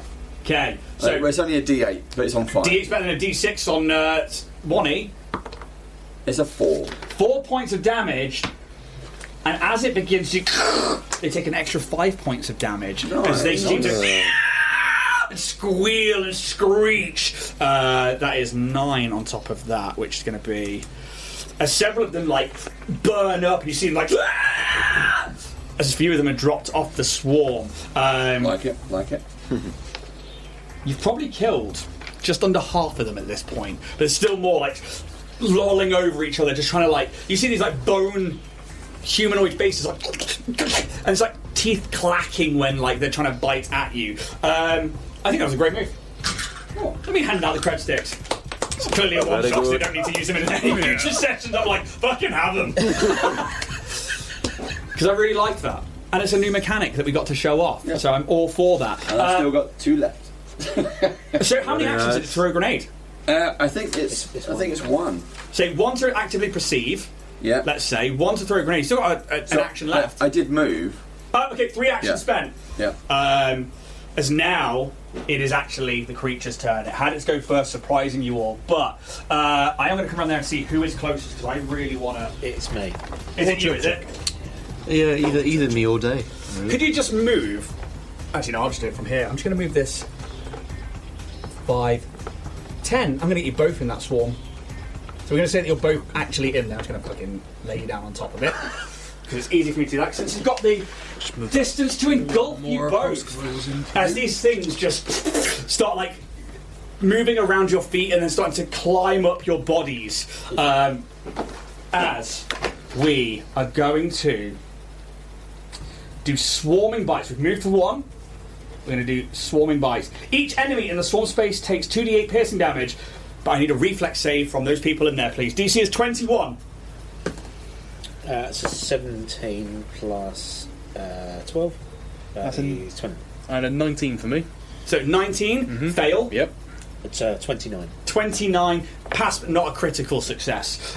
So you are going to take 2d8 and you're going to take half. So let's grab a dice roller. 2d8 is going to be 12 points of damage for yourself. Okay. 6 points of damage for yourself. As these like bone masks, these faces like stop breaking through parts of the armour, and it's pretty weird and gross, but that fire on them, they clearly didn't like that, and they're obviously hungry. I both want to see artwork for that, and I don't want to see artwork for that. Yeah, I get it.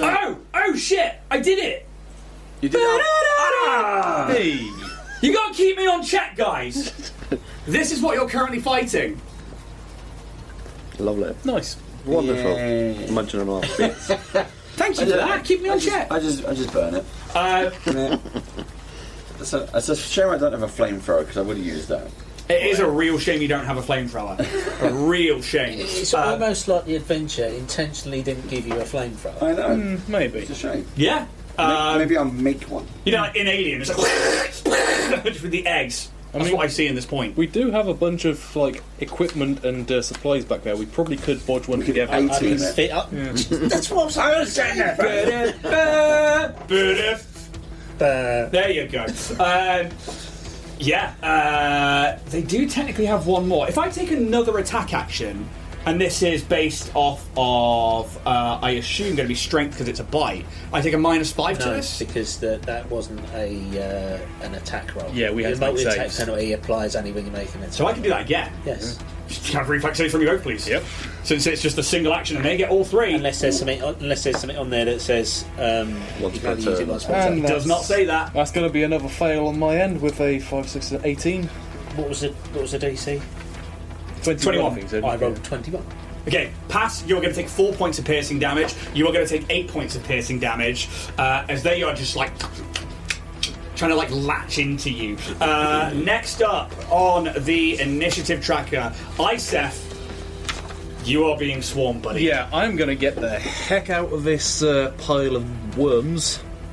You're not prone, I just put you on there Yeah, for I the know. sake of it. Just vault over the console here and move a bit back. No attack of opportunity. Cool. What's movement speed do I have? 30. 5, 10, 15, 20, 25, 30. I will go all the way back there using a mobile aim. So I move and aim in the same action. Love it. And What's the weapon? pistol. It is a semi-automatic pistol. Okay, cool, so piercing damage. Or is that now classed as precision damage? That was a nat 20. Crit! First attack crit of the night. So, normally, with a crit, you roll dice and double it. Now, Dragonborn Industries rules, we max damage, add your modifiers, and we roll again. Nice. However, normally I give people the chance to choose which ones they'd like to do at the start of a campaign. I hand over to you, the players. Would you like to do the max damage rules homebrew, or would you like to use the standard rules of double dice? I like max damage. Okay. Yeah. Max go for damage that. it is. Yeah. I say this to you because I will be doing the same to you should I crit. Yeah, no problem. Alrighty then, so that is 2d6 plus 2d8, so that's 16, 17, 18, 19, 20, 21, 24, 25. That's filthy. Filth. So what do I add for the damage on that? So if it's range, Yep. does it say damage and then what it's got on there? Because I don't have access to your sheets. 2d6p. piercing. So it is just 2d6. Alright, cool. Yeah. So it's 16, 17, 18, 19, 20, 21, 25, plus 5, so 30. Of 2d6. 2d6 plus 2d. How are we beating 24 here? I rolled 2d4, and in my brain I was doing 2d8. So 12, 13, 14, 16, 17, 18, 20, 20, 25, 26, 27, 28, 29. 29 of 2d6. Plus 2d4. Oh, okay, because you get to add things to this as well. Because of my aim action, I get plus 2d4 So damage. it'd be 12 plus what you've rolled on the dice. Unless you're matching the Unless you're matching 2d4 as well. The 2d4. That's So, yeah, you would match the 2d4, you would match the 2d6, then you would... yeah. so it's So 29 it's total, yeah? Yeah. Fuck. Unless I'm messing up the maths No, on this, you're which not. I may... No, No, because just go. it would be 20 plus Yeah. what you've rolled there. Yeah. How'd you kill this thing? Yes. How do you eviscerate these bugs? Killing a swarm with a single shot pistol, I guess I aimed it to the head of one of them and the bullet just like plows through and just like punches through several others as it goes. I think, yeah, just like a Mortal Kombat kill scene at the end where you're seeing like the slow-mo of bones breaking and these like bone-like face cowls are just shattering and going into other ones of these like foot-long grub worms as you decimate this swarm of bugs. And with the door closed, you guys are out of initiative. There's nothing coming in this moment. The threat has been eliminated. For now. Is anyone other than myself hurt? I've taken a few wounds. That really was impressive, pilot computer guy. Thank you, sir. I think we probably need to have another conversation about your career path once this is all over. Chuk Yep. really am quite Yeah, interested. don't worry, I was getting on it. He's getting out his little tactical med kit, and he's going to come over and try and perform some battle medicine we'll start with Day as captain. So roll UG. That's a good one. Where are my stats? There they are. Oh yeah, I'm going to reload my pistol, by the way. So I've got a 30 on a medicine. Oh, that's easily going to succeed. That's a critical That's a success. critical success. Yeah. Yes. So that's 48. 48. Do you want to roll it or? No. This is your fucking battle med. 2 plus 9, 10. So that's 13 points of healing towards you. How you looking, Day? Okay, I'm good. Yeah. But in this moment, obviously, like, you see these, like, bite marks and this sonic damage, and you think these were probably either what broke out of those containers or attacked the porter drone, and you're seeing, like, those same sort of, like, bite teeth marks that match the gouges. Is the tactical medkit repeatable use, or is it, I believe it's- consumable? It's consumable, I believe. Don't really know what it does for me. I think you should have a med patch, and then it should say tactical on it a bit further down. Type tactical, level 5. It heals 3d6 plus 6 hit points, and the bonus is plus 1. That's a med patch. I've got a med kit. Oh, okay, cool. Let's have a quick look in the Starfinder. So med kits Playtest in rulebook. Pathfinder had 10 uses, if I remember correctly. Okay. Just curious, me being an android, would they work on me? Yes. Cool. Chuk. May I also receive some medical attention, please? Don't worry, I'm on it. I'm on it. Thank you. I am at roughly 50% condition. I will go for another medicine check on you. And while he's patching me up, I'm just going to... thank you for the warning. Who am I speaking to, please? So that's 25 for a You medicine get check. so for medkits contain analgesics, bandages, sterile gauze, and suturing tools necessary for medicine checks to administer first aid, treat disease, treat poison, or treat wounds. Tactical medkits provide a +1 item bonus to such checks. So I think medkits allow you to just make medicine checks and perform battle medicine. Tactical medkits allow you to gain +1s to those. Okay, so I get +1 to whatever I just rolled there. I guess so, yeah. Alright, so it's 26. Yeah, Which I think is another. it is a critical It's success. critical, Yeah. Yeah. It's his 15. Alright. 3. Maybe I'll bring you back down to level 1. This one, it's a high performance Not group. Yeah. It's a very high performance crew. So it's 14 points of healing. Cool. So that would put me at 50 HP. 50 HP. How are we going to approach this next bit? You see other doors in this room. Bear in mind, you still got the engines. You see the drift engine is somewhat malfunctioning as well. Was there any response to my query? Shortly before we were attacked, I was told told to run. By whom? I do not know. Was she crying? There was no crying, simply a voice. They addressed me by name. Can you trace the signal? I would like to try and trace the signal. I'm going to tell you now, there's no signal. It was like somebody whispered in your ear. Beep, boop, boop, boop, boop, beep. There was no signal to trace. Can I make some sort of check to see if this is some sort of magic? Yeah, I mean, if you're going to do magic, I believe that is going to be a mysticism check. Occultism? You can do occultism, yeah, absolutely. I suspect some form of psionics may be involved. It's a 15.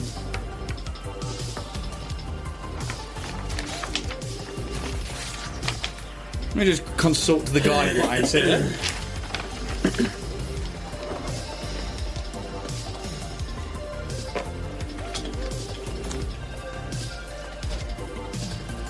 Alright.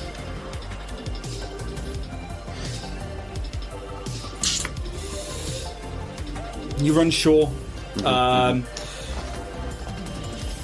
Maybe with a bit more information, maybe with a bit more happenings around here, you might be able to check that again later. But for now, Okay, that's fine. something's not right. Yeah. What would you guys like to do in this moment? Shall we try and find another way round? I think that's a good plan. That would be preferable to going through that large quantity of bugs. I'm just going to speak into the ether. If you can hear me, we will not run until we have dealt with the problems on this ship. If you could direct us towards the helm, that would be greatly appreciated. Give me a diplomacy check. I ain't good at that shit. That is a 15 on the dice for a total of 13. Total of 13. Yeah, I have a -2. I mean, okay. You call out and you. Pilot computer guy / bodyguard. If you're gonna plead with someone, you should compliment them first. Understood, Captain. I will take this into consideration. O voice from the ether, you cried out, you gave fair warning. Your melodious notes provided me with an opportunity to escape damage. If you wish to assist us further, then please, I implore you, tell us where the helm is. Give me a diplomacy check. I love that trait so much. Great. That's all 20! Twice in a row! That was 29. ridiculous. That's the best skill Yeah. ever. Competitive spirit. Okay, Great. Oh my god. interesting. Very interesting. Because it's as Isurf is calling out, and you start to hear this this scream of a woman. You interrupt, like, move! Just come in, and the scream almost stops, like it's been interrupted. And give me an occultism check. So 15 again. 15, still unsure of what's going on, because it's in this moment that you all begin to think you hear that scream, and then it disappears. And there is definitely something happening here, and yet it seems to stop with that.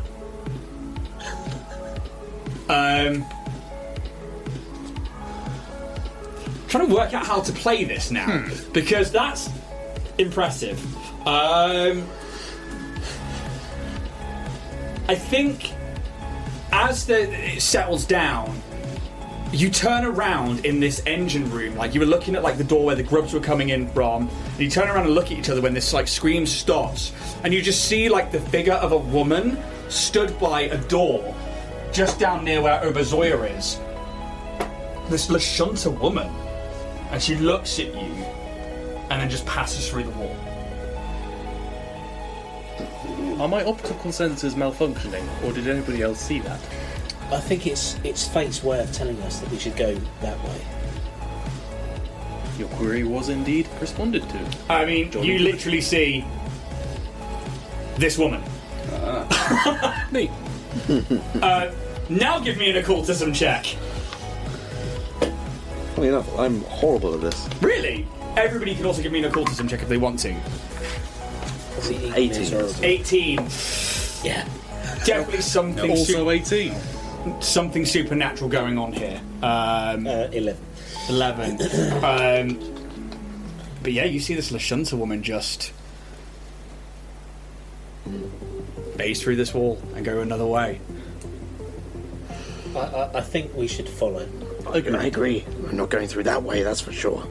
I did have another idea, and that's whether we got the porter drone to open the door to the midships chamber and attract the swarms into this area, and then have the porter drone close the door, and we close this door and trap them in with the drift engine. But I'm not sure the porter drone would survive the attack.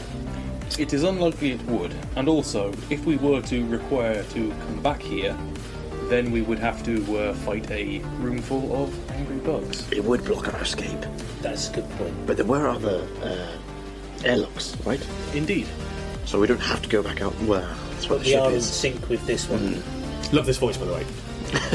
It's coming in and out. It's not always But working. genuinely, I'm like, you play a Shirin. You? Yes, just gets like this. Yeah, it's a good voice. Thank you. Well, I mean, and that's a good plan. I think that could be good use. But it would block our exit. Also, if we required use of the engines, the controls for them are over there. And yeah, you can see like towards the back. Give me a computer's check at this point, while you are currently looking down towards the drift engine and the regular thrusters at the back. That is a 20. Dirty 20, yeah? Yeah, dirty. Okay, so you see that the engines are malfunctioning, but with either a crafting check, a nature check, or an arcana check, and I think with that computer's check as well, you would see that they've been purposefully disengaged and broken. I was mistaken. The engines are not merely malfunctioning, they have been sabotaged. You also see that the drift engine, the tools that are lying around on the floor, one of them is a massive wrench and lies next to the drift engine. You see cracks across the top of it where somebody has been trying to break it.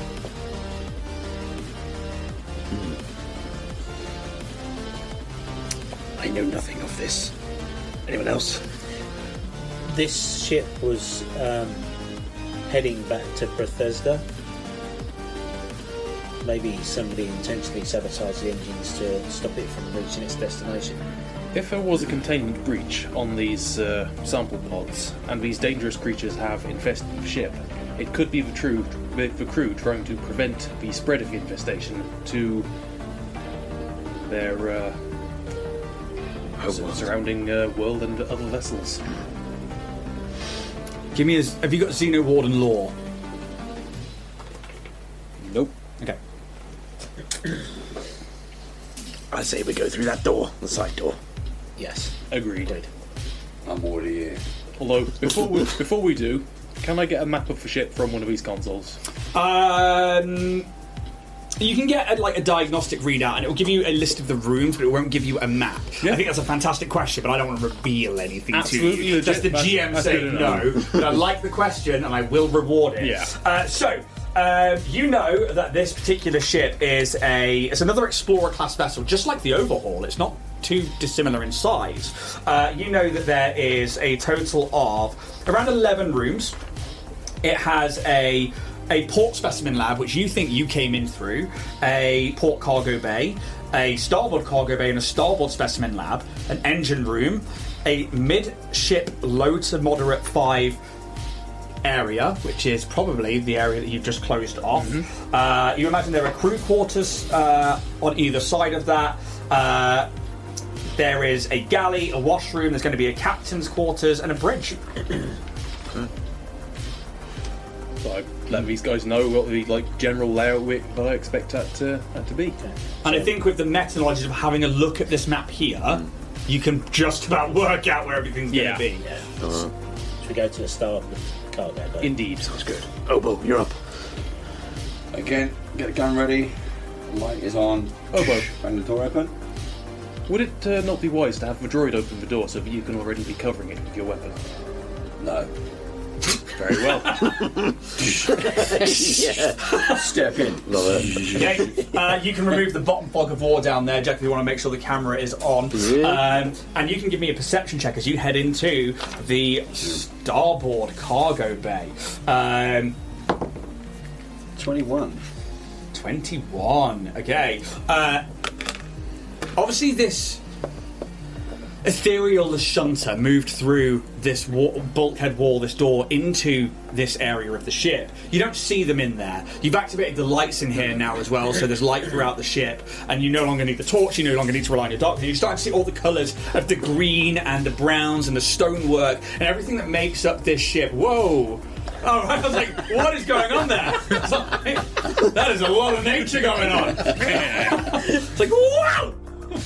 Somebody got right in, dude, you got nits.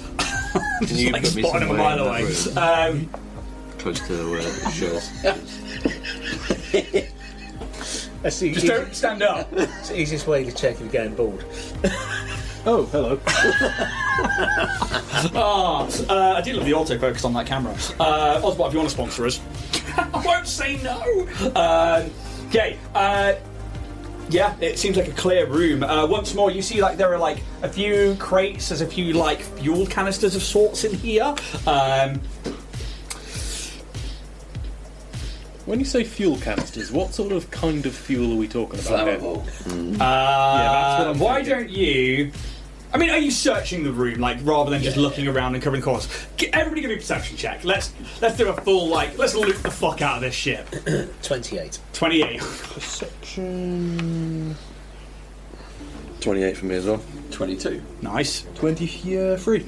23. Okay. With a perception check, only needed of 15. PCs who search the cargo bay for useful equipment discover an advanced tank of petrol, which I may have some item lists here for you. You get an advanced tank of petrol, which I definitely want to find that one first. For reasons.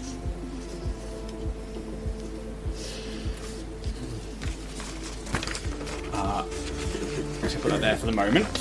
You find a advanced incendiary grenade. Woo! It's mine. Dibs. Agreed. You've got an empty slot. Yeah. I've got 3. But where I have put those, I'm not sure. I will hand you the rulebook if that's the case. I can't find those in a moment. Then you also find a hacking toolkit and an infiltrator's toolkit. So a hacking toolkit will improve your computer's check, and the infiltrator's toolkit will improve your thievery check. And a tactical. Sounds about right. Oh, no, there's your incendiary grenades, just beneath the petrol tank. Unless anybody else would like it, I will take the hacking toolkit. I think you're the best one to have it. Agreed. So, this is a hefty amount of stuff that I will allow the captain to hand out to the players. Right. Hacking toolkit. Thank you, Captain. We'll read that one in a second. Infiltrator's toolkit. Pick locks or disable devices. Who's got the best thievery? Disabling devices, crafting, thievery. Sometimes with ship's engines, it's also arcana, especially on a ship like this. Oh. Hacking toolkit doesn't seem to actually give any bonus. Anybody else want it? Because I don't actually need it. I can just use my comms. Yeah, if somebody else is trained in computers, then take that. I'm not trained in computers, so there's no point in me. Yeah, fair. Do you want to take the infiltrator's toolkit as well? I'll see if I can make use of it. Thank you. I'll give you the petrol tank and the incendiary grenade. Or if I could read what the infiltrator's toolkit does, because I have one of them on my sheet, but I'm not sure to... Yeah, you strip this cargo bay of sundries and supplies. Okay, and then I'm also going to give you that, which is a radiation buffer. So it gives you bonuses to your poison resistance. Very nice, thank you. I'll put this to use. You see another door in this room, just like before, and you imagine that there's another laboratory, just like the port side. This is probably the starboard laboratory. One of these iris doors there as well. Anything else that you guys want to do in this room here? Those worm creatures seem to be susceptible to fire. We could possibly use some of that fuel to make improvised weapons of some form. Yep, or just pour it down and Indeed. light it. Either either. How would people feel about strapping the canister to the porter drone, and then in the event that we come across a large swarm of them, the porter drone can go in and be swarmed? And An excellent oversight idea, it Captain. Could take I'm going. a shot. My only thought is, if we're going to stop this ship from going to Bethesda and smashing into whatever, we need to get this ship operational. So we need to not blow things up that might be required. That said, it is better to have something damaged than have us dead and therefore unable to fix anything. This is true. Cold, hard logic from the android. And also, out of character, it's just fucking cool. Do you think you could strap the fuel can to the porter Yes, drone sir. somewhere? Okay, Yeah. let's do that. Crafting check, I would say that is. I mean, this being a cargo room, I expect there's probably a bunch of, like, straps and I'll stuff give you a +1 around, to this. Yeah, cool. Crafting. There it is. Oh, that's a really shitty roll. 2, 9, 9, 11, 12. You think you can do it. It's going to take you 10, 15 minutes. And in the meantime, what do you guys want to do? Can I put this radiation Just buffer had a on thought, now? Ian. I can just order the drone to just pick up the fuel tank, can't I? Yeah. I'll just do that instead. That's why you're a computer guy. Yeah, it's a porter drone. It's literally their job to carry things. Yeah. You're like strapping to it like, what the fuck am I doing? Yeah. Carry. Yeah. Okay, Cool. so you're putting your radiation buffer. Yes, I think that'd be good. Good Yeah. thing for me, yeah. Shall we open the next door while we're doing that? Might as well. We would Shame open not the to. door. Yeah. Take the door out. It's unlocked as this iris opens. You can remove the fog of war.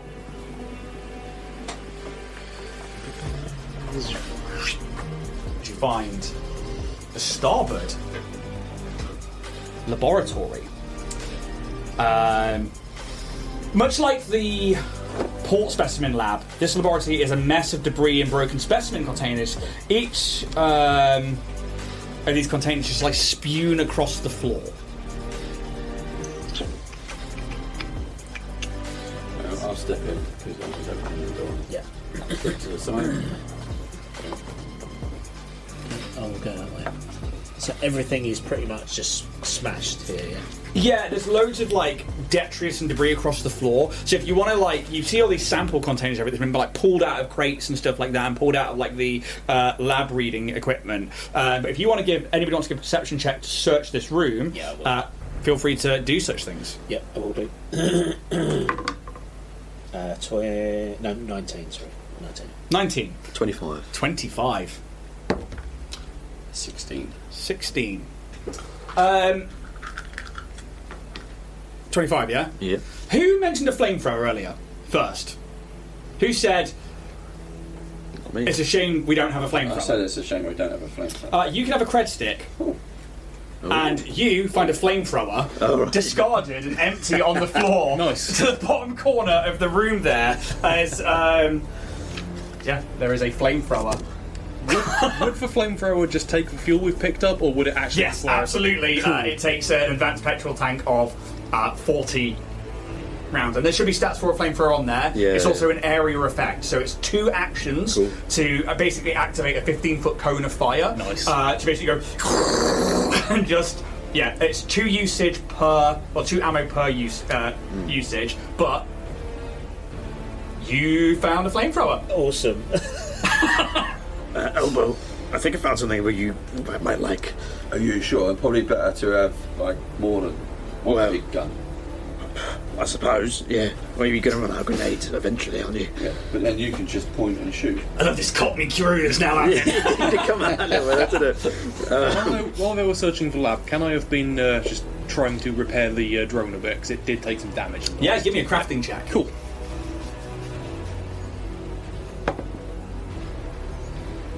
I just cut a hydraulic line. That was a nat one. Okay, so that's a critical failure. Yeah. You sunder your own droid. You're like, as you guys are in there, you see it. Oops. It's gone. It's destroyed. It's good you to can't prevent a repair it. flamethrower. It's not carrying the fuel. Just tank let's turn anymore. around it. I've got this. What's that? A flamethrower! No! Okay. You see, as you guys all turn around, stood in front of the doorway, the visage of a Lashunta woman. She looks at you all as you pick up the flamethrower and just nods. And then, All right. as she turns, just disappears. You all feel cold for a moment. And you get, like, the sense of these containers on the floor, like something dreadful happened. And I mean, you can all roll an occultism check. So weird, I'm so bad at this. 8. 14. Nat 1, what's occultism? Exactly. Yeah. But you're like, this is fucking weird. Yeah. Do we see any more specimen numbers on the jars or anything? Yeah, you actually notice that there are like specimens like 1 through 35, and then like 36 through 70 were probably in the other laboratory. All of these have been broken from the outside and their innards consumed. And I think as you all kind of watch this woman turn away, you're left to your own devices again. So the creature that we fought was much bigger than the sample jar. The sample jar was 1 foot square. Described it. So the the sample one that jar burst from was probably the just inside. shy of a foot, Yeah. which is about the size of the grubs that you fought. But only one, not the mass. Yes. So these creatures, they seem to multiply. I wonder if they're multiplying as they feed. Probably. Well, didn't we, in the big room, didn't we say there were some egg sacs or something? Yes. I think we should use this. We should use everything. Indeed. Let's go. We're wasting time. I'll try and grab that petrol and try and Yeah, you can. fill up on top of it. You fill it up with this advanced petrol tank. You no longer need to carry the petrol tank. You get 40 ammo basically within the flamethrower. It only holds like 8 said at one advanced, time. yeah. Okay. It's fine. Yeah. Yeah. So it's almost like you're taking that one and you just attach it to it. You're not the strongest, but No. for the sake of a one shot, I'm like, it's fine. Yeah, you tell me what you guys are doing. I think we'll make our way back to the main room. Yeah. Are we Let's get going to step in there and set fire to everything? It sounds like a good plan as any. Is there computer pilot bodyguard guy? Is there any way? You no longer have a name. Yeah. Can we turn the gravity off temporarily? And so throw in the flame and the oil. Open the door. Throw in the flame. You turn the gravity off, and then it's just a spiral of flame burning its way through. I'm the afraid entire that would chamber. not be possible, Soldier Lady. However, I am. Yes, I have a name as well. I am capable of turning up the heat in the spaceship to a hazardous level. Per room. Would it be per room or would it be The everywhere? entire ship. It would be of the entire vessel. You However, guys would we be are in uncom- environmental protection. Yeah, it would be. You have environmental protections with your suits, so you think that would be pretty good idea to do. It might increase that fire damage. So, yeah. Let's do that.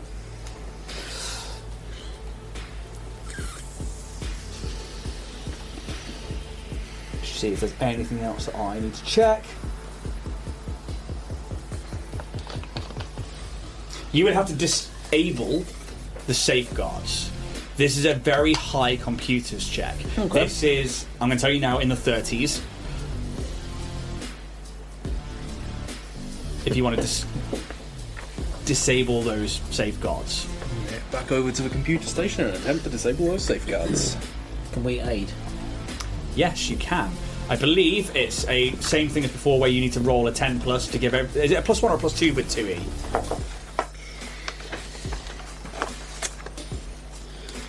Normally, circumstance bonuses are +2, but I will check.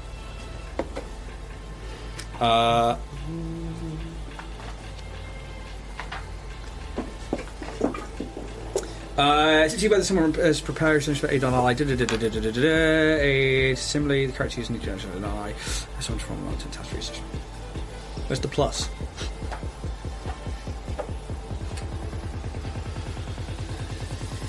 GM call, page 27. GM call. Stand by! The critical success, you grant your ally +2 bonus. Success, you grant your ally +1 bonus. Is it still a DC 10? DC is 15. 15. Okay, so those of you willing to aid in a computers check can I'll try. DC 15. Yeah, that's a 19. 19. Success. +1. You'll roll. Yeah, it just needs to be in a proper position to help. You can all get around these 4 workstations and try and aid. Say it's a very smart idea.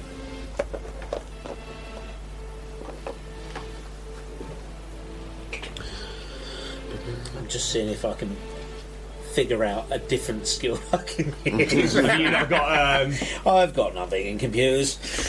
so no? You got anything in computers? No. No? So it's the +1 Alright, from just the +1. Check, check. Cool. That's out of the tray. Out of the tray. God, how many attempts at rolling do you want? Alright, that is 19 plus 13, so it is... Plus another one. No, it's plus 13. Oh, Plus that's right, one, yeah. So Gotcha, it's, Shut up, Jack! Sorry. 32.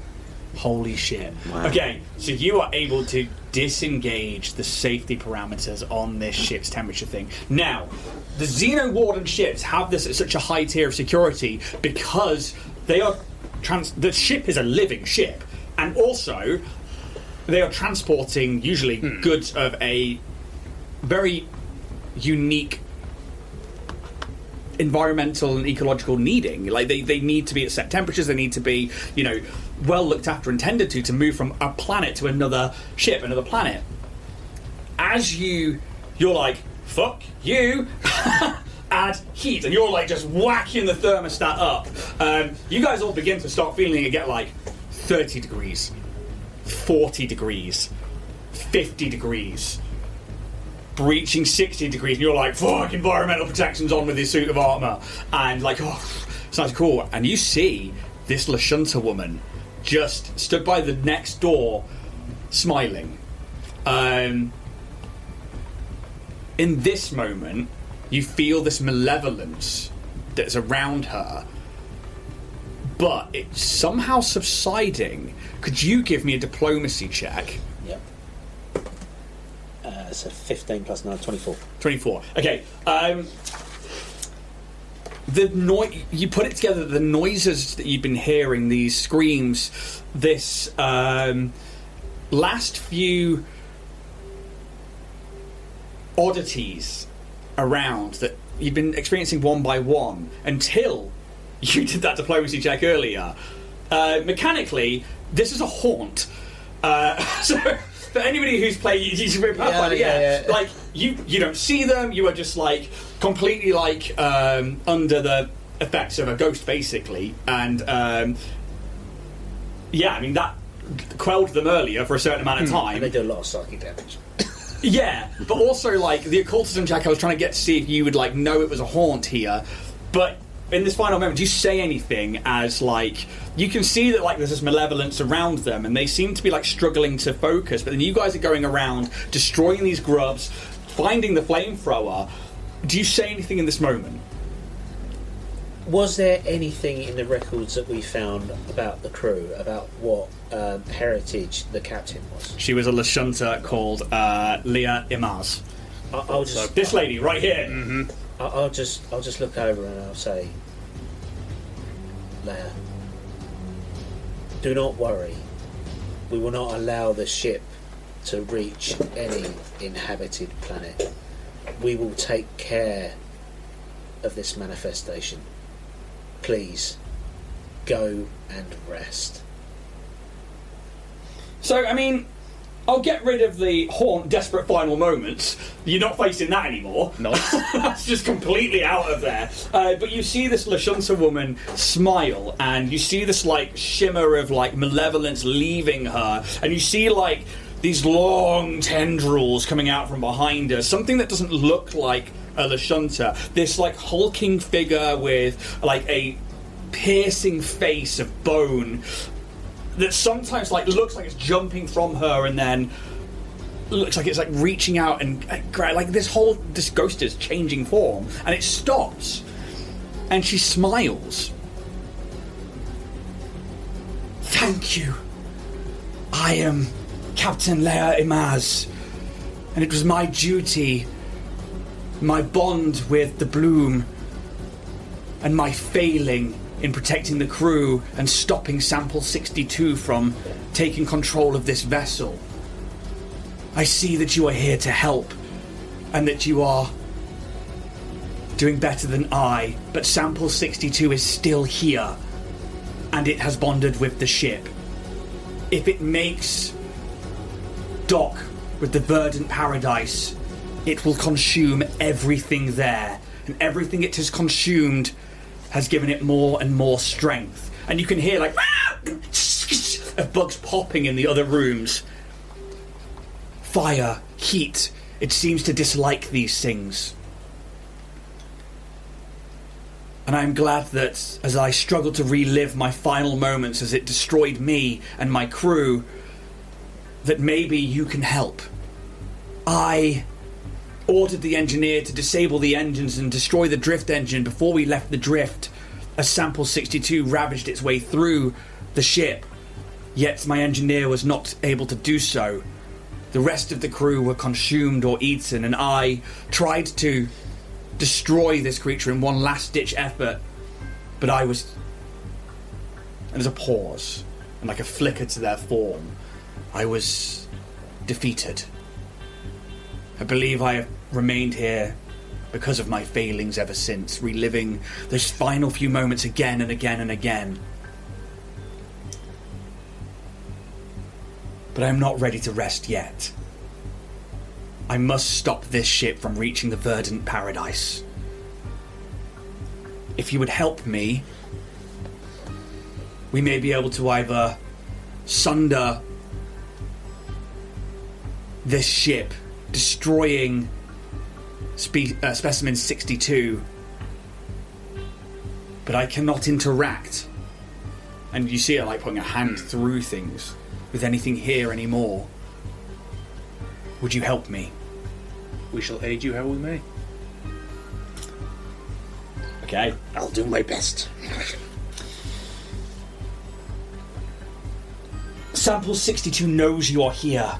They physically bonded with the Bloom after my death, and I am no longer in control. The ghost frowns for a moment, lost in a glimmer of memory, then refocuses on the present with a shake of her head. Time is short. To kill Sample 62 and their brood, you must destroy the Bloom completely. Not even one of Sample 62's hatchlings or eggs can survive to reach Bretheda or the Verdant Paradise. The Bloom is a biomechanical starship with and will self-repair in time. However, it is highly vulnerable to radiation. You'll first need to harvest the radioactive components from the drift engine. With this material, climb onto the exterior of the hull and sabotage the starship's weapons. So they explode when triggered to fire. Be sure to integrate the radioactive material. Then you can flee back to your own starship and I'll trigger the guns myself from the bridge. I retain enough of a connection to the balloon for that at least. And once you're away, send my final message to the Xeno Wardens on the Verdant Paradise, and they'll know what to do and will ensure Sample 62's home planet is quarantined. Can I count on you? Yes. Yes, you can. Which, by the way, is the coolest thing I've ever fucking read out of like a Pies of Adventure Path. This fucking ghost who, like, yeah, love it.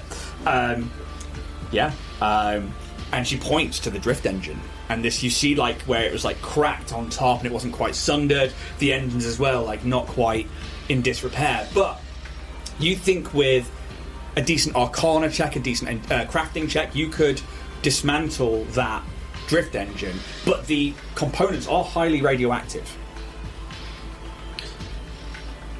Given that radiation buffer on me, I might be able to sustain some of that. I'm not very good with Arcana, funnily enough. As an android, I am naturally, well, not naturally, but you know my meaning, resistant to radiation. Good. Well, we'll try doing some stuff together then. Indeed. Okay. Alright, so... A shame we no longer have a functioning droid to carry the radioactive materials once they are harvested. No, I watched you try and repair it. It was quite pathetic. No, actually, doesn't say that whatsoever. You're a disappointment to your ancestors. Indeed I am. The Mark IVs were a superior level. Yeah. Should we try dismantling it then? As we've got the doors closed. Okay, so I would like an Arcana check and a crafting check, please. If you could download my final message from the ship's computer, I would be very grateful. I would say that where my body lays near the bridge, I did have a rifle with me, but whether you wish to... And she looks back towards the middle of the ship. Proceed any further for the time being, that is up to you. I still want to go to the bridge. Okay, if you guys want to make your way there, you can hear like these other like insectoid like things popping and stuff all over the ship. And yeah, I would just straight up reveal the full map at this point, as you're not in actually all that much danger anymore. Cool. Ooh. And while you guys work on the drift engine, what did you get there? I've not rolled yet because I wanted to ask. With the tools that are scattered around the drift engine, would I be able to scav them to get any kind of bonus to the roll? You absolutely can, if Shiny. you find enough to make a repair kit. Sweet. I will cast guidance on myself before I do. Oh God. This is going to go badly. Could have gone worse. It's a 17. The DC is 17. I got a 14. Thank fuck I crafting. guidance that. 14 for crafting. Okay, Yep. so you're going to be no help whatsoever to them, but you are able to get in there and... I'm better with software than hardware, damn it. I mean, and you could have used the portal drone to carry this material. However, but yeah, you notice that like you take it out and you can feel the radiation pulsing off it. In that 10 minutes, you guys make your way to the bridge. You end up coming through this room here in the middle where everything is now like the eggs are melting and popping. Everything is dying in this heat. And, you know, it doesn't take much to, like, either, like, stamp things out or, you know, finish things off in this moment. You move your way into the galley where there is, obviously, like, a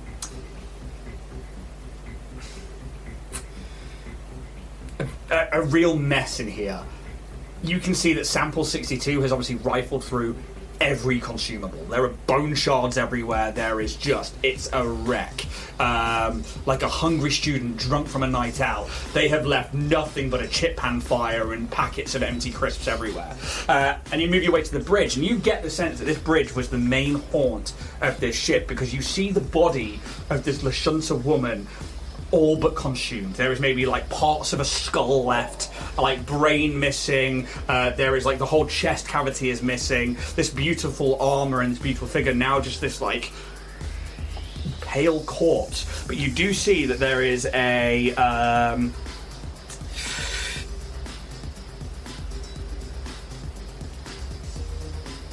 amount of stuff. Where are you? Where are you? That's annoying. I had you a second ago. Where's the bridge?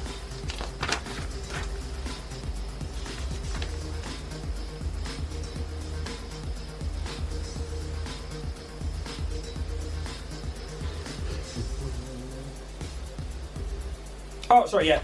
You find an advanced laser rifle and a spell gem of personal gravity. Nice.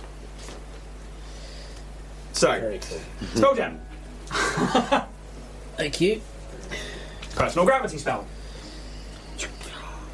I actually don't have the advanced laser rifle, but I do believe it should be in player core. So, let's have a quick look.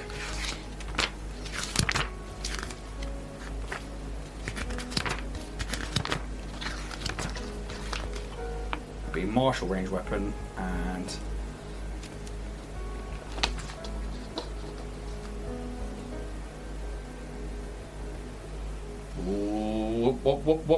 what?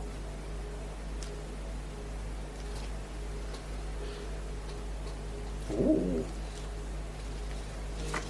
Hey, I don't see it in there. I will have to look that up shortly, probably on Archives of Nephis. But yeah, and you can see, yeah, this bridge is where this final showdown happened. Can I make a society check to know anything at all about Lashunta funeral rites? You absolutely can do, yeah. 23. Yeah, pretty standard to most people on Castrovel. There's a lot of burials because there's it's a big jungle world, and you would know that, you know, a lot of them are buried there. There are some, however, that are taken to, they're like burial tombs of kind, and like caves and stuff that are sometimes taken there, and it depends if they're like a great member of a society or something. Sometimes they're preserved in a different way. A lot of the times it tends to be, you know, standard burials, however. Here on you know, the Bloom, you're destroying the body with the ship by the sounds of it. And she was captain, so she'd probably want to go down with the ship. Probably. Yeah, and she would probably like just be standing over her body at this point, just staring at you. I can activate the weapons from here, but sample 62 knows you are here. I do not know where it currently is, but you must act fast. We are not far away from the verdant paradise. And you can see like screens that are like showing you hurtling through space back towards Bretheda, where you guys came from in the overhaul. Okay. We'll rush back to our crewmates to see if they've managed to extract the radioactive material. And then the next thing we have to do is get outside and install this in the ship's armaments. Okay. So, and I think with the aid of the captain and with that map earlier on and stuff like, you would know there are like 4 exterior airlocks to the ship. There's one in each of the laboratories, or the specimen labs, and there's also one in the washroom and one in the captain's quarters. They would lead to the top of the ship where there were these guns. And yeah, you could like choose one of those to head out, but obviously like the one you came through is already open. It probably doesn't take much to unlock them from this side, but it's up to you which way you want to go. It's probably easier to go out the one that we've already got open. Indeed. And we're near the ship as well, so... is this something that we have... I mean, how big is this radiation matter that we've got? I am just double checking.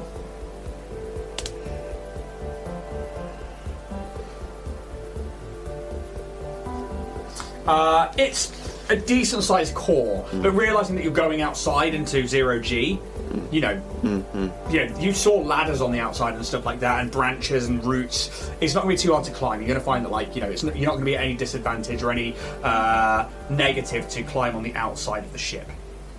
All right. Shall we all go out? Yes. Yeah. Okay. Better to have us all together, just in case we are ambushed on the way. Sounds good. Would you like to carry the radioactive material, by the way, or shall I? I mean, I've got the buffer on me. Very well. Yeah. I'm happy to do so. Do you trust me out in space after my failed space jump? I trust everyone equally. Thanks, I appreciate that. You see, like, Is there any way to tie us off? So there's a leading rope if we do a space walk. Like, have we got magnetic boots? That kind I've of got thing, mag boots. Put it in. I've got mag boots. You've got mag boots. Yeah. Anybody else? You can try and search the rest of the ship, see if there's anything else of use. Didn't we pick up some rope earlier with the auto I've grappler? got the auto grappler, yeah. Yeah. So if you float away, totally shoot you. Hopefully shoot the rope around me, but not through me. Even if it does go through you, you would at least be tethered. That is the bright side of looking at it.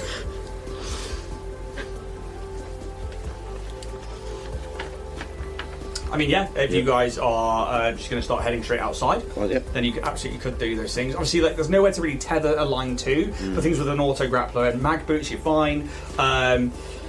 If there's a ladder, you can sort of do it in the bottom rung of a ladder or something. Yeah. Yeah.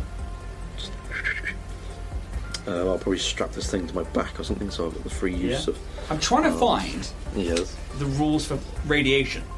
Because it says you've got a radiation buffer. Yeah. What does that say it does? It gives me poison resistance against damage from radiation effects, and also a bonus to fortitude saves against radiation. Okay, because I can't quite see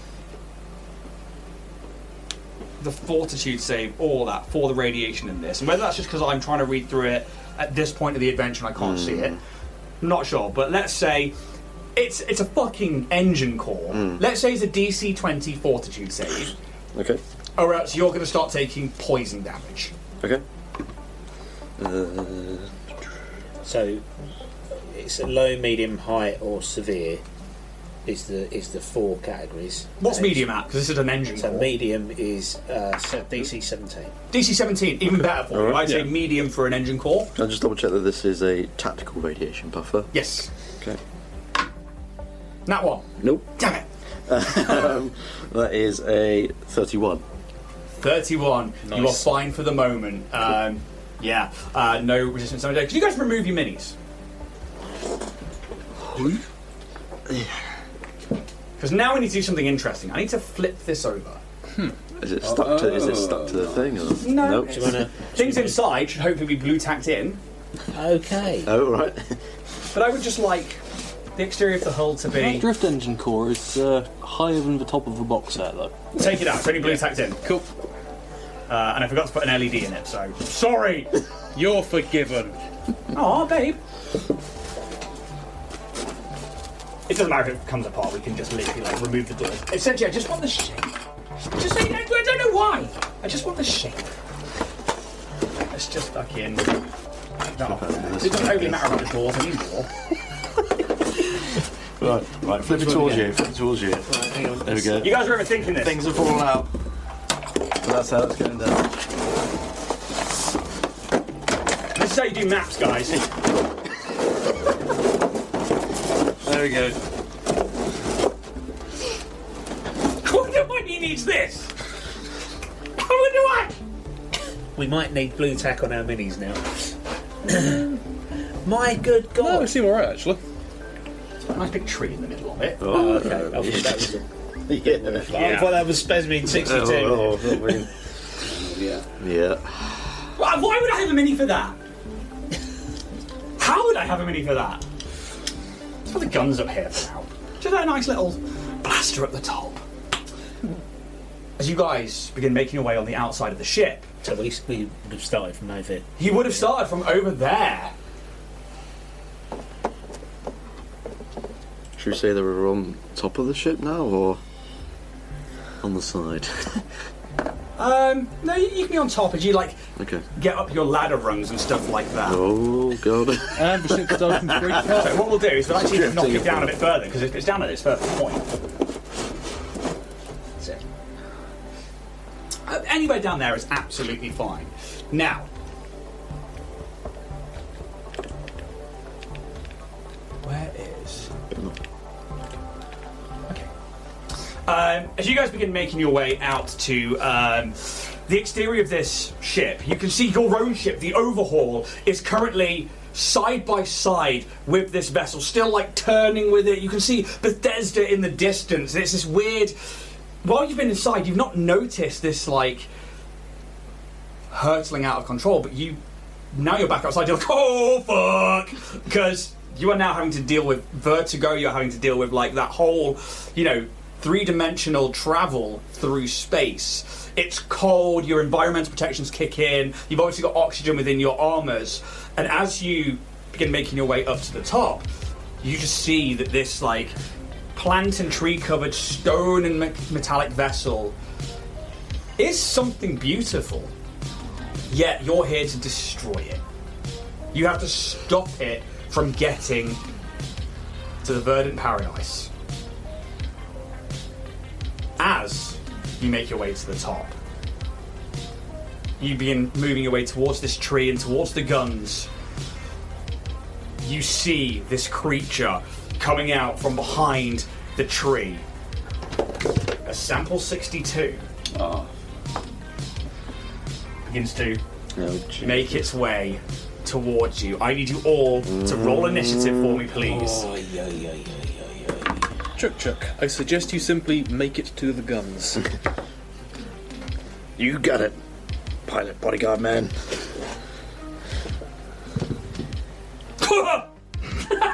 I will waste that nat 20.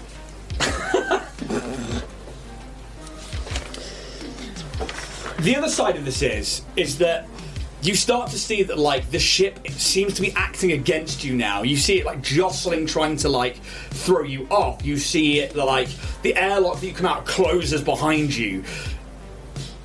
The ship is clearly under control of Specimen 62, and there is a whole hazard called blossoming interference. But I think with the captain and with the help,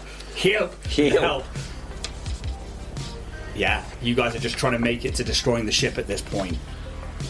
The hazard itself is great, and for those of you who get to play this, it's so fun to play around with it because it's got things like you can try and disable it or awaken the ship and stuff like that, but it's got things like melee vine damages and like bolstering bipods and stuff like that, and it like the ship begins to start to attack you. But I think in this moment you guys are well prepared for it, having the captain having told you that Specimen 62 is in control of the ship now. This thing, and it is huge, it realistically actually looks like this. Very xenomorph hybrid. You see this bone face, you see like 6 limbs and this, like they're extra long, this lashing tail. As it has this like torso that opens up like a mouth. And you imagine that's how it's been consuming the crew and other specimens as it grows. With a nat 20. Big boy initiative right there. Oh, it is. It rolled a 33 total. Sample 62 is at 33. Chick. 31. Ho ho ho. Oberzoya. 27. Same as last time. Isuf. 18. 18. Day. 16. I didn't have to change the order there. That was really nice. Thanks, guys. This thing just silently stops moving towards you. It's pulling itself across the vines with its limb, and you can see it coming. It can see the radiation in your, like, strapped to your back. It can see you all with these like weapons, and you can tell that it is sentient, it is smart, and it is coming to kill you. It is going to, let's say,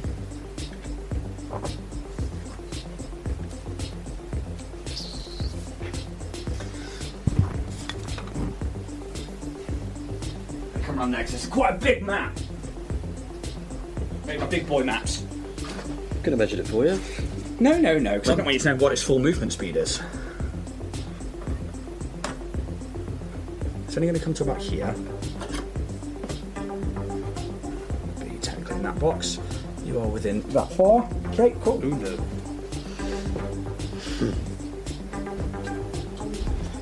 Let's see. With.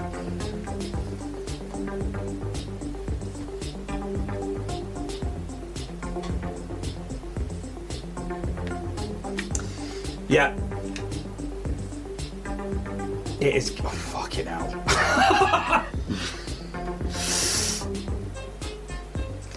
It just. You feel in your mind this just psychic screech. This like. It sounds like static that gets louder and louder and louder.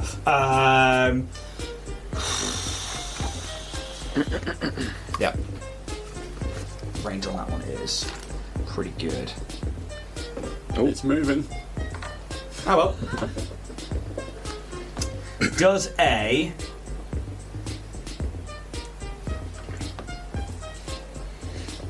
22 hit you? Me? Yep. I thought it looked like you were aiming for... Sorry, Isom's over there in the corner, isn't it? My apology. I'm so used to you being the edgelord in the trench coat. Isom, 22. Is that against AC? Yes. Then no, mine is 23. Oh, you son of a bitch. 15 mental, ranging from 60 feet. It doesn't say whether that's an area of effect, so I don't think it is. Okay. So it's moved, it's done that one, then it's got a... You are within that 15, so it's just going to try and grab you with this like long lashing tail. It's not great. 9 plus 17. 26. 26. Yeah, that hits. Cool. That is going to do... Was that a second attack? Yes. You should take the multi-attack penalty off of it. I did not. So you can Minus reduce that by 5. So that's 21 to which hit. is a miss. That's a miss. And for keeping me on check, you can have that. So I just see this tail coming towards me, and I just like limbo backwards and just goes. Very Neo in your trench coat. As it whiffs on all of those, and it's silent. But you just hear that like psychic, static scream in your minds, and you see like these like inverted ribs are like moving individually. Like, yeah, it's pretty grim. That's its go over. Chick Chick, you're up. Chick Chick will, because he's still got his flamethrower with him sort of on his front, he's going to try and throw it towards Day, in Day's direction. So it's going to kind of sort of float towards you. Day, this all will be psychic by the way, because I've got a mystic bond with you all. Use this. I need to get to the guns. What are you throwing his way? My flamethrower. Okay. Where are you? I'm here. Okay. And I want to just throw it about 15 foot, just in their direction. Okay, so we'll call that a manipulate action. So it'll be one action. Yep. It does start flying that way. You are going to have to actively grab it on your turn, or else it's just going to keep on going to 0G. So I will allow that flamethrower to... There you go. All right, Yeah. that's perfect. Now, you can't get GMs like that. And I'm glad that was recorded, because that was fucking perfect. Oh, yeah. That was one of those moments and I couldn't replicate that if I tried. Take the win. God's favourite GM. Yeah. Okay. One action to manipulate. Yep. And then I will use my other two actions to sort of just do some more hand signals and just invisible. Oh. And then on subsequent turns, I will make my move. Is that a two action jobby? Yes. Okay. Okay. Do you want me to explain it? Yes, please. Illusion bends light around the target, rendering it invisible. This makes it undetected to all creatures, though the creatures can attempt to find the target, making it hidden to them instead. If the target uses a hostile action, the spell ends after that action is completed. Sweet. Roger, roger. So I'll mark that off.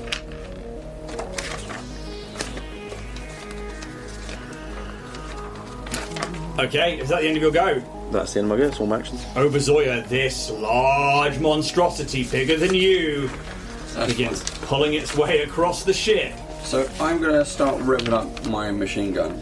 But I'm going to see on this because it's a machine gun. Is that 20 rounds in one mag? Do you think? Magazine size is 20, and the expended bullet size is 1. Yeah. One per shot. One per strike. Yeah. Oh, it's only okay. Yeah. Right. So it's It'll say usage, but two one usage. But one round will do 2d8 damage. Correct. Oh wow. Big gun. Yeah. Big fucking gun. Big bullet. This is like a bolter rifle from 40k. You've basically, I mean, if you did 3 strikes a round, Do that you've got 6 rounds before you have to reload. Yes. So I'm going to stand there. He's in range because it's only 40 feet. So let's give this. Oh no, that's an 18 to hit. Whap whap. Okay. Is you just like, and maybe it's because you're in 0G and you're normally used to this, but like the balloon turns and like almost like it's got sea legs now. It just goes the other way with it, and this round just goes off into the distance. He has a special ability on the gun called automatic, which I think is a barrage fire, Oh really? and it's a reflex There save, is DC auto. 21. Oh. There is also But fire. I don't. I might. It may not be in here. We might have to look it up in Okay. What's it called? automatics. That's weapon trait. Okay, we're back in the Starfinder core rulebook for the playtest. Weapon traits, baby.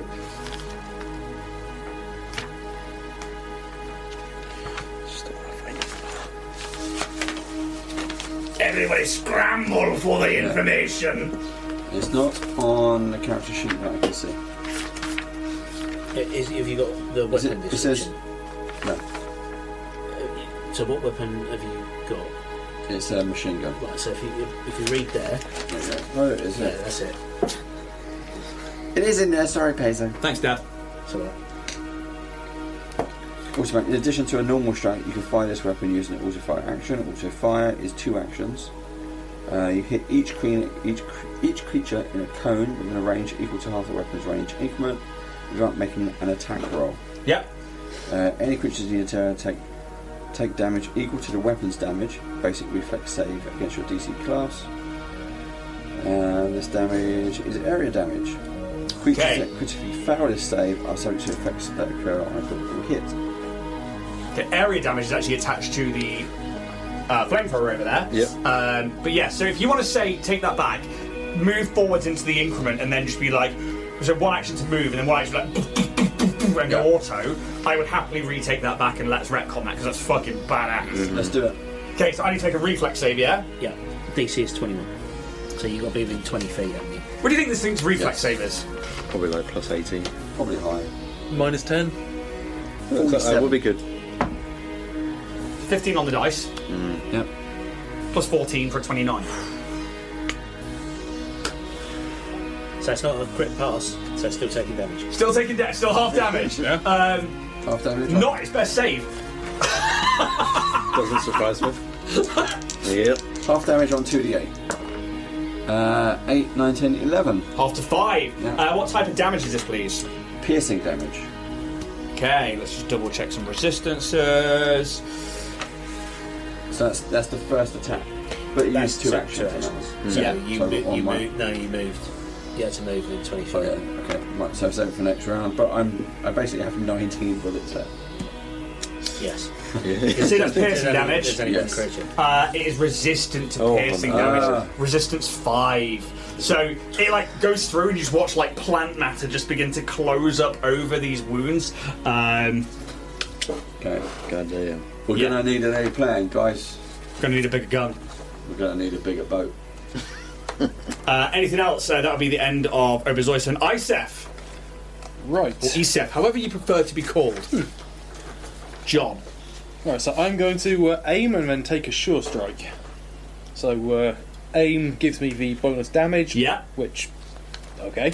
And then sure strike is what I would have assumed an aim was. I get to roll basically advantage on the attack. So I imagine aim to be like looking for like those critical Yeah. spots, whereas sure strike is like you're fucking definitely hitting. So the fact that those two come together is amazing. Yeah. And that is either a nat 1 or a 14, so I think I might just take the 14 there. You sure you don't want to take that one? Plus 16, so that is 30? Sounds like it hits. Does a 30 hit? Oh no, no. Yeah. Okay, heavy A words. regular hit, not a critical hit. Cool. Because again, with this system, if you get 10 over the AC, critical. You don't just have to roll in that 20. So if you're like level 5 and you're beating up some peasants, you're like, PAH! So that is 10 damage from the shot. What type of damage is that, please? Piercing. Okay. You watch again, like the bullets hit, but it starts closing up. Not as much this time as it does take 5 damage. And we get 3 actions per round, right? Yes. So I'm going to use my final action to take out an incendiary grenade. Do they take a attack penalty to this? Or just because No, it's it's the same thing. Perfect. Sweet. What a round. This is the regular incendiary grenade. Yep. And I need to do a reflex save. I think DC was 15, wasn't it? 21. Yeah. 20 plus 21. 16 plus 14, that's a dirty 30. So half damage. Half damage. Oh, wicked Pepsi. You need to roll. The damage for you. The incendiary much? grenade damage. How much damage is that? 1d8. 1d8. Okay.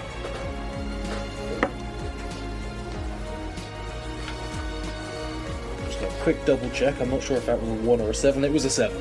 So that would be half to 3. Plus 5, because it has weakness to fire. Nice. So that's 5, 6, 7, 8 points of fire damage. Nice. And you see it like recoil from the fire, and then it's almost like eyeless head. It's just like plant matter over the top, but then there's like, and it's a humanoid mouth. You can see that where it's been consuming humanoids, it has grown these like slightly pointed human teeth and this jawline, and it's almost like it's got like a hood that comes into its own back skin underneath it. Anything else from Isef? That was all 3 actions. I'm done. Day, buddy. Show him how it's done. So I'm going to grab the floating. I would like Panther. an acrobatics check. Okay. Just because, and all I'm going to say is don't roll on that one. 17 on. You're fine. You can grab the flamethrower. I grab the flamethrower. If you want to hand him over the flamethrower stats. And I will move forwards 30, so I think I can get to about there. Okay. Yep. That's it. Right, so it's 2 actions. You hit each creature in the designated area with range equal to the weapon's range increment for a cone or a line. So this is 15 feet cone. Definitely within that. So yeah, I'm going to roll that. I think it's a D10, I think it is. D10 damage. Where's the same throw? It's not fire 5, it's fire 9. Ooh. So it should have taken more damage? He has taken 4 more. Nice. Yeah. For me, it was Any 21. creatures in the area must succeed at a basic reflex save against your class DC plus the tracking value of the weapon. Okay, so because it's obviously advanced, there should be like a little line on there. Has it got tracking on there? I can't see. I have to read that. I don't think it does. No, I can't tell No. from the. It's got a load of digits, but there's no. At the very end, it table. should have its traits. Things like unwieldy and Unwieldy. something else. Yeah, it's cone and attack unwieldy, but you got a whole series of numbers. It's alright, I will have a quick look in here because I had it for a reason. So, the flamethrower is a. Is it a martial melee? It won't be that low. So it says 1 No, it won't be melee. 10 fire, Martial 15 range, for advanced 2, range. 2, 8. It could be a special. 2, 1. My class DC is 21.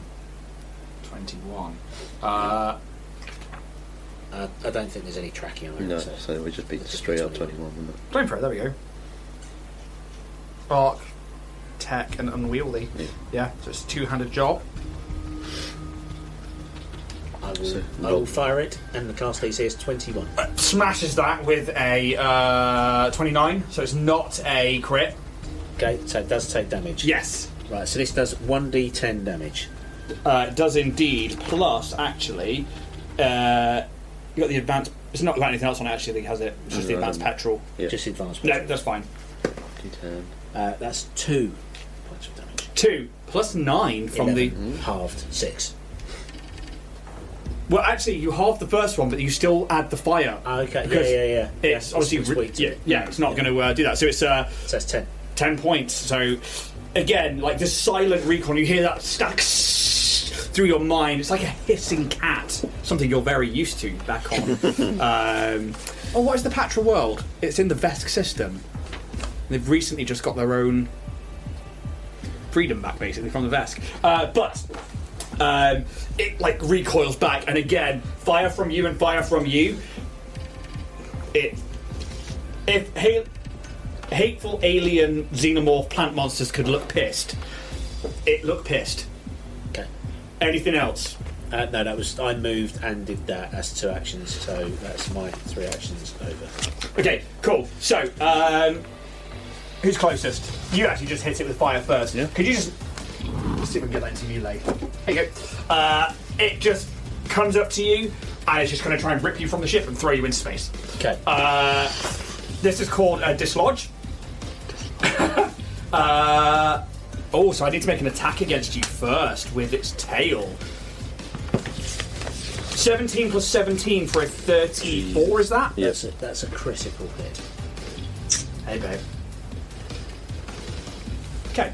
2d6 plus 7 is 12, 19, plus another 2d6.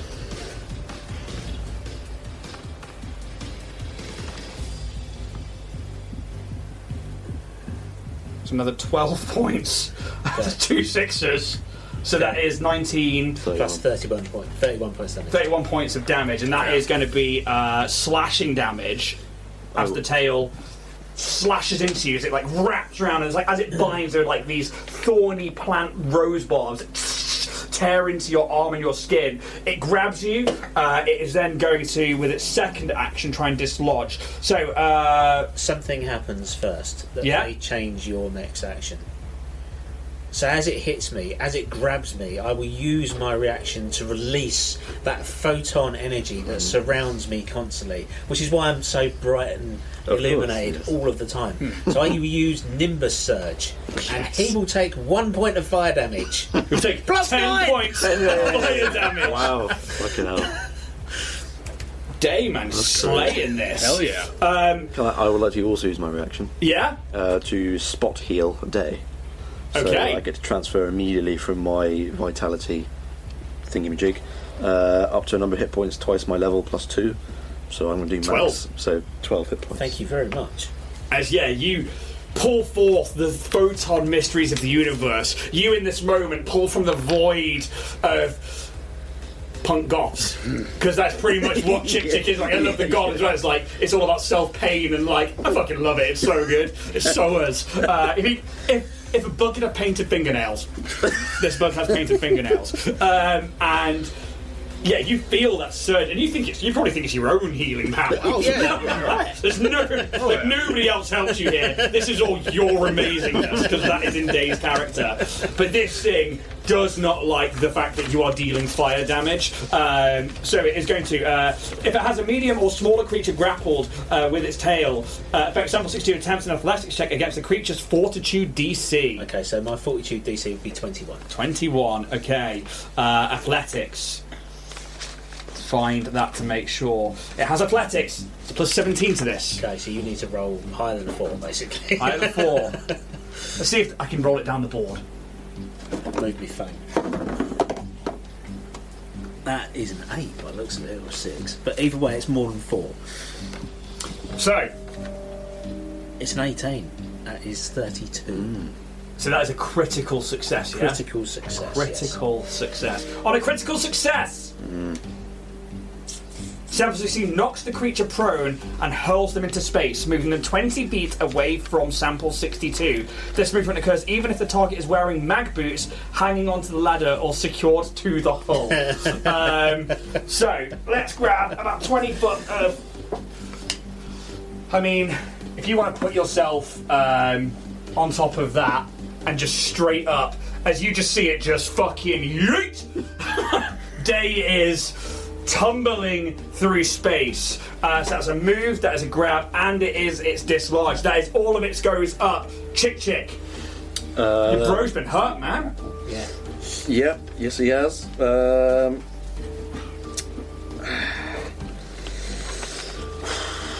was just going to get moving.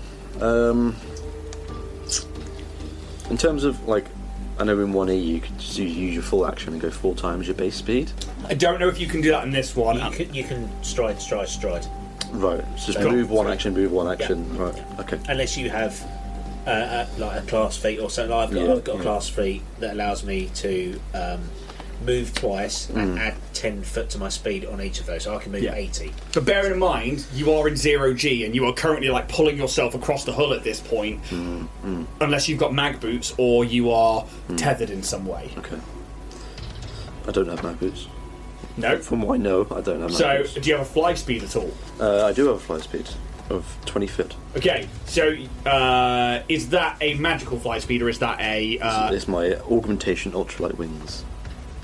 Okay, so if that's regular flight in 0G, I believe it's non-effective. It needs to be something like a jetpack or That's fair. magic. I've got jetpack. So I'll probably be slowed down trying to move then. Yeah, you have to like pull yourself across. It is probably half your speed, basically climbing across the ship, unless you have a climb speed. Then you get your full speed. That is what I remember 1E being. So I'm going to go with that. Alright.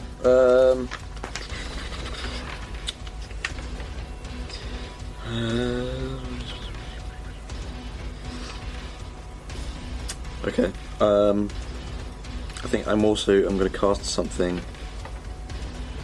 before I go. Yeah. So I'm going to cast motivating ringtone on day. So whatever life streaming service you're using, it will start playing a cosmically composed personal theme song specific to you. So I have a portable amp. Would Beautiful. you allow me to crank it up to 11? Hell yeah. And then everybody else can hear my own theme tune. Now, you are in space. Yes, we are. So, I will say that no, but what you could do is patch it into your comms patch it into and the just be comms. like, output source, input gain going up. It's just like, and what is your personal theme song? So, because we cannot play it, because we'll get banned. Okay, if everybody who's watching this can turn to their smart speaker of choice and ask them to play the intro music to Sabotage by the Beastie Boys, that would be perfect. Yeah, nice. Alexa, play Sabotage by the Beastie Boys. Hopefully. If that gets anyone, that'd be great. Yeah. Captain, that choice of music is interesting, but we do need to keep this channel open for communications. Xbox off.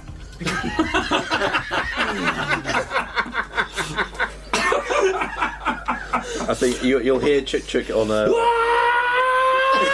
Can't stand it.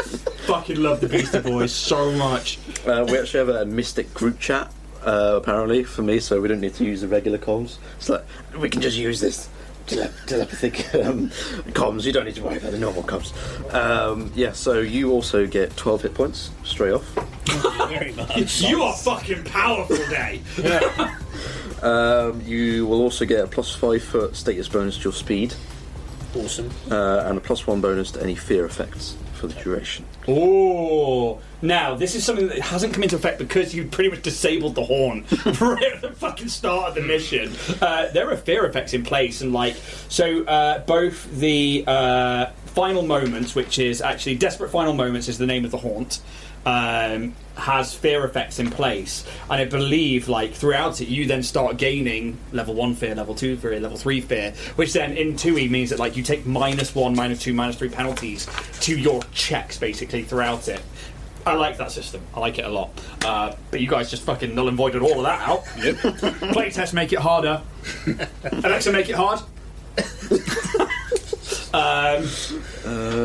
Okay.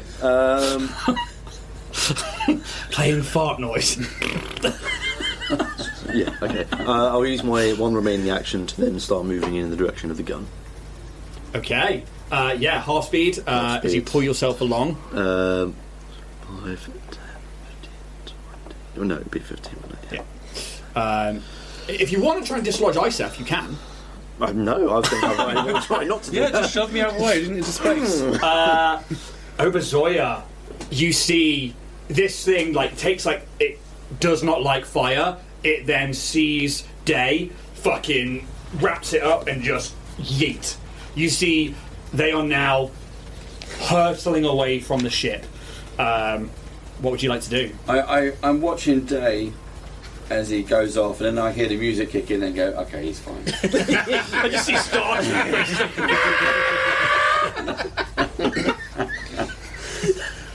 So for flavour, what I'm going to do is, as we now know that fire is going to work against this thing, I picked up 1 but 2 incendiary grenades, but I'm going to throw 1 at a time. So it's just... Yep. Reflex saves, yeah. Yep, reflex saves, straight into 21.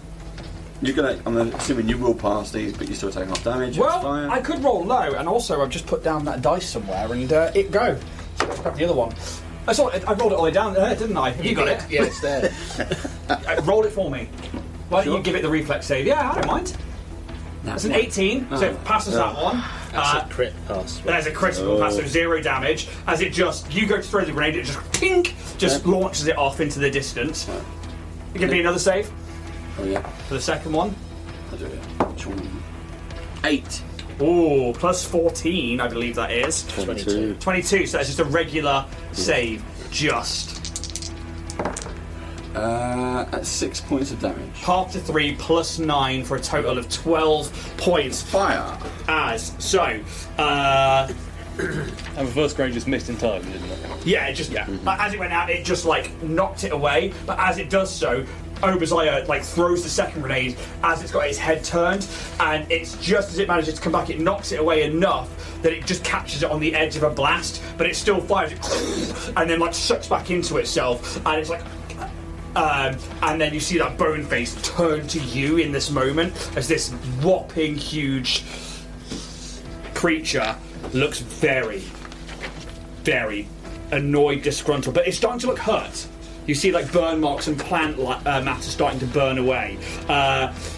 Anything else? No, that's good. I'm just going to stand there and give it a finger.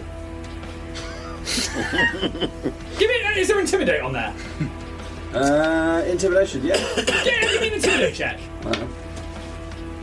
Minus 20. So that's a 29. 29. Come on. Yeah, that's got to be something. I just like the idea that it's now going to focus in on you, and it just senses this presence of slag. No. and it senses that oh, Queen, nah. Okay, Isef. Right, I am going to do the same as last time. Take an aim and a sure strike, and pow! Roll it up. And that is 10 on both dice, so that is a 26 to hit. Hits. Dealing 5, 6, 7, 8, 9, 10 piercing, so halving that to 5, I believe, and then Yeah. yep. Okay. And then this bit here on the map is on a different level. Is that No, it'd actually all be relatively the same. Alright, fair play. Basically, I was just thinking to move to some form of cover, but I think out in the open here, it's pretty coverless. taking a second shot, I'll take a penalty to that, won't I? Minus 4, I believe. All right, cool. -5. No, minus 5 for melee, but apparently it's minus 4 for dex space, gotcha, yes, according to of course, Pathfinder yeah. 2e rules. As per the rules lawyer, Steve McQueen over there, I should have saved my sure strike for the I second was shot. reading something. minus 4 for dex-based attacks for a second attack. Correct. Yeah. I listen. That is just plus 12 on this one now. Come on, crit it. 18, 20, 30. 30. Hit, regular, not crit. Yeah.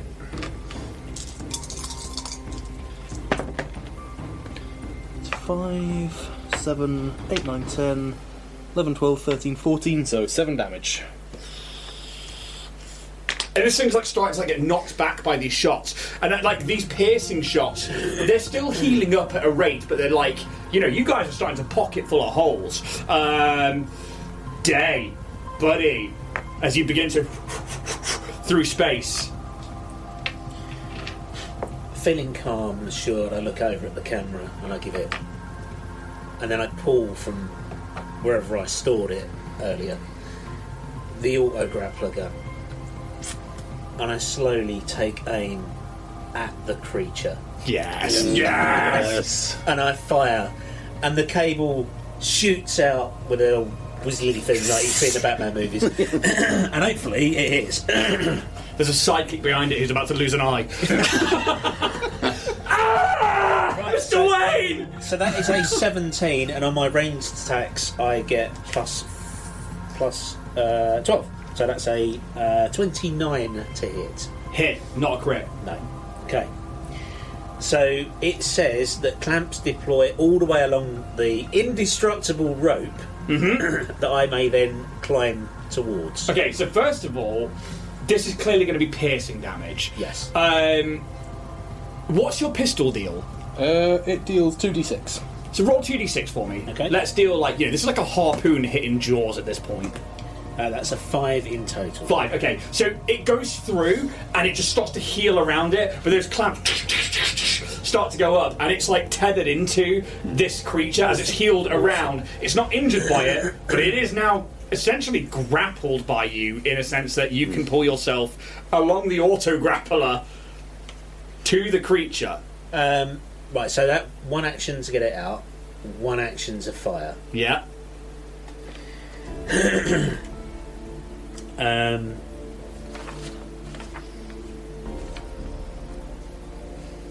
I'm going to attempt another shot. I'm going to aim it, so still holding the grappler in this hand, out at 20 feet away.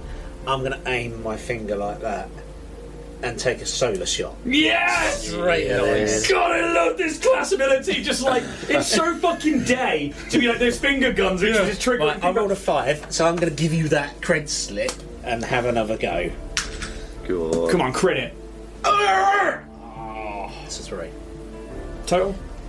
You get to take the highest of those if you so want. I'll take the 5. It's a 19 to hit. Sorry, no, it's not. It's a 17 to hit. 17 to hit. Miss. I think because it goes in and it sees you give the finger gun, and how's it look? What's the solar manifestation of this finger gun? Because obviously when you first came in, you were giving it the finger guns, which I imagine is Dave's specialty, Jubilee. Yeah, it was exactly like it was. Yeah. As I was flying across, it was like Jubilee, and there's a fireworks going off and stuff like that. But when I do the solar shot, there is this just wave of light that starts around the shoulder, and we'll say for argument's sake, it's in the robot arm. It starts underneath that shield I've got on the shoulder, and it travels down into this pinpoint of ultra bright white light that. Come here! So like the plasma lances you see coming down from space, you have that very thin beam first in Akira. So you have that very thin beam first, and then all of a sudden there's this 5 foot wide beam of light just lances forwards. I mean, the description alone is worth another credit. You're not getting on this shot, but I fucking love it. Just the idea that this light, but it just it sees it coming, it knows you've got fire abilities, it is watching you carefully, and it just, again, it actually makes the ship turn, so the tether basically pulls you along, which causes this beam of light to just go through space, nearly hitting the overhaul. But at the top of the round, it does not like that. It's looking hurt. You are attached to it. It's going to manipulate and pull you 20 feet towards it. With its 6 arms, it is just my turn.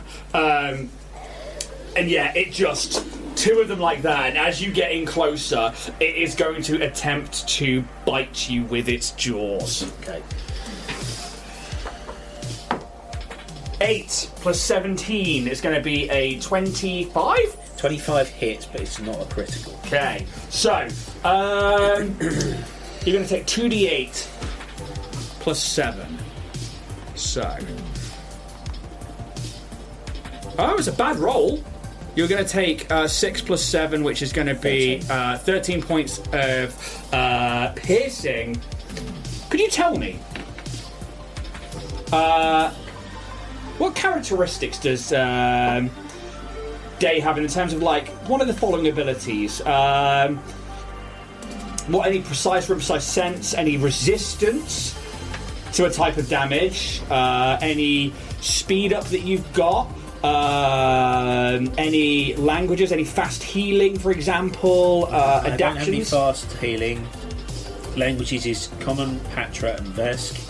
I have Dark Vision, and I have Defences and Environmental Protection. Note says successful fortitude or will versus mental or incapacitation can swap attunement, and then I get +1 saves against blind or dazzle due to my sunshades. So that's a tech thing, but you've got nothing like fire resistance there, right? Damn it.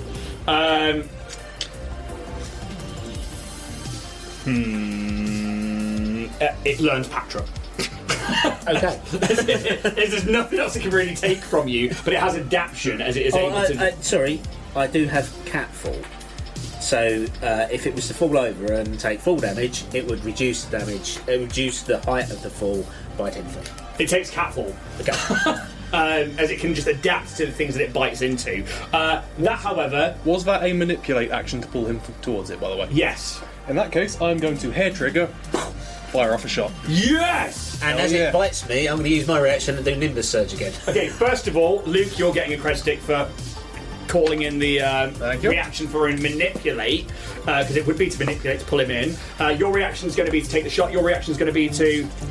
To use Nimbus Surge again. So again, because I'm still attuned to solar, as soon as it bites down on me, I explode with this bright white light, and it takes 10 points of fire damage.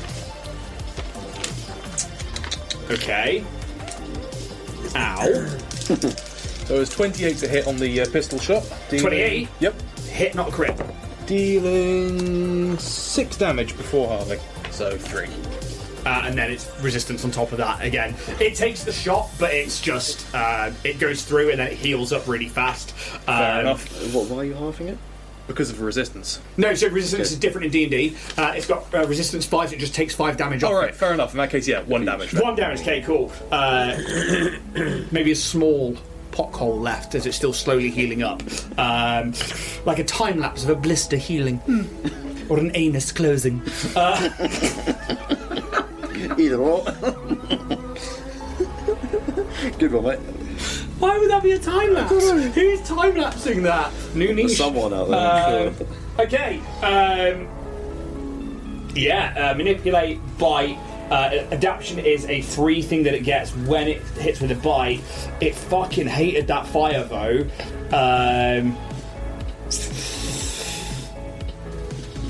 Let's grab you with its claws as you're in its mouth. It's going to try and just rake you down from its mouth and sunder you into the ship. Okay. 11 plus 17 is 28 to hit. As a hit, but not Not a crit. That is going to be, and this is more of a claw attack, but I'm flavouring it otherwise. It's going to be 2d6 plus 7. So what? It was a 28. You said, yeah. Yeah. Because that'd be reduced to 23, wouldn't it? Yes. But it's still a hit. Yeah. You hit it by 1. 11 plus 7. That is going to be 18 points of slashing damage. And still up. It's looking hurt, guys. Like there's more like tears to the plant matter now, and you can like feel like it's getting more irrational, and like it is just getting angrier and angrier, and it's starting to like really get desperate, and like you feel the ship jostling around. Well, you see it jostling. I don't really feel it in 0G. But next up, Chick. Oh, okay. I think I just need to get moving. I think at this point, I don't think I've got anything that can help me move any more than I can. Yeah, just take off the flight stand, and we'll go from there. Yeah, I think I am going to use all 3 actions just to book it as far as I can towards the gun. Speed of 25. Yes. Okay, cool. So.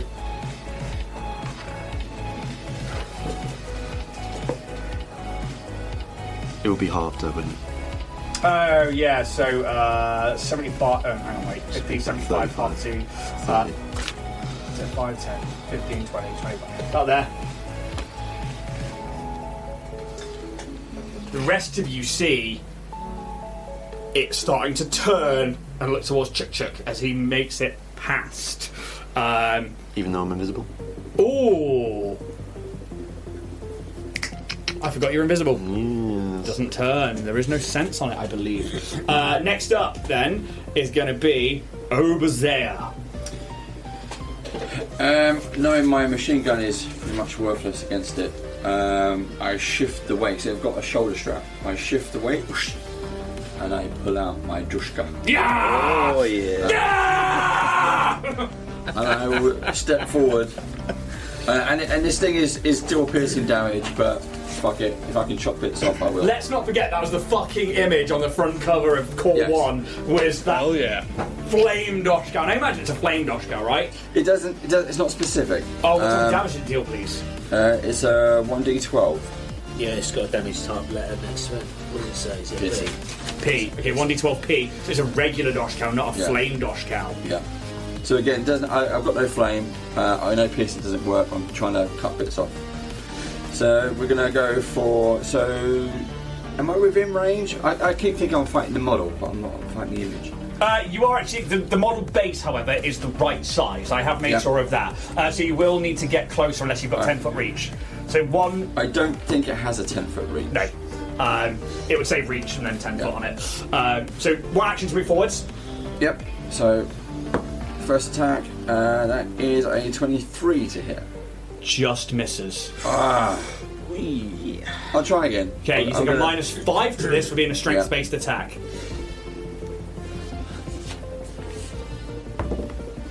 That's Same again. It's just. It knows you're a threat. And it is just like. Almost like.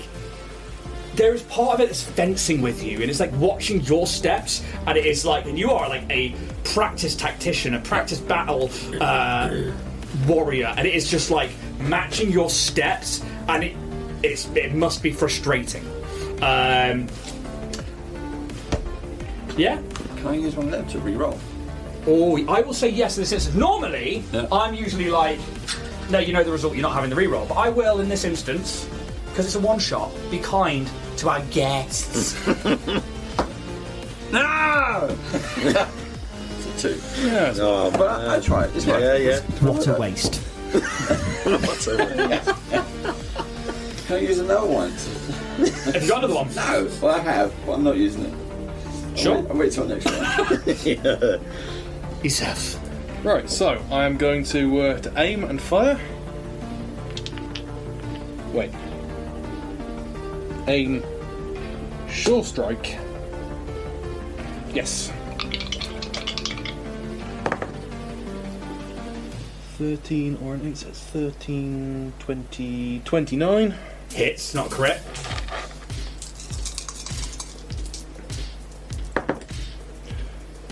Who's got the flamethrower at the moment? 6, 7, 8, 9, 10, 11, 12, 13, 14, 15, 16 damage. 16 damage. We take off 5. It still takes. 11 damage. And then I'm not sure what square I was meant to. What type of damage is this? Piercing. Okay, so carry on with your turn. Yep. And I move 5, 10, 15, and while I'm running, I just reload my pistol. Okay. Day, you are the closest to its face. This shot hits that bone and just shatters part of its jaw and this mandible. Oh, nice. This thing looks badly hurt now, and it is starting to just like lash out in rage. Day.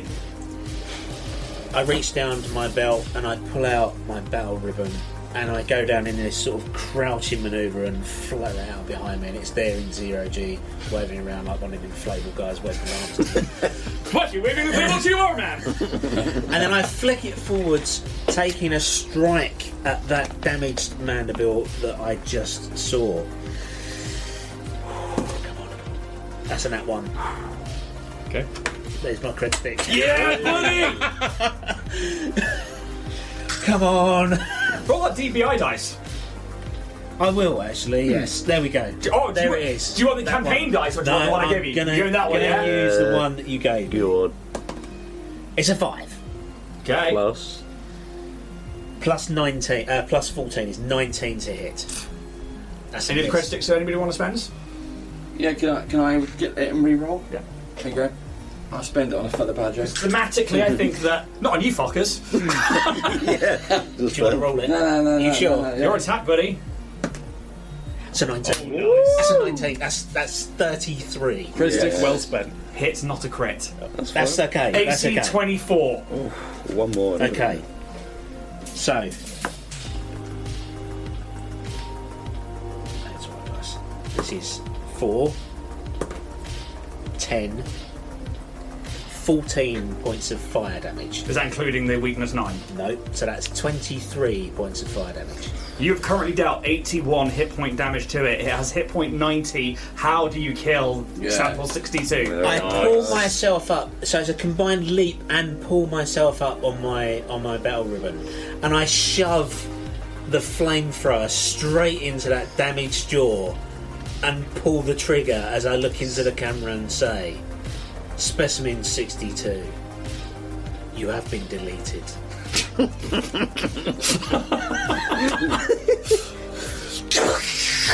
Flame gouts from the flamethrower. The battle ribbon, like, almost like tearing its head off as it tightens like a noose and like a snare around its neck. And this head, and like ichor just begins to pull out and freeze.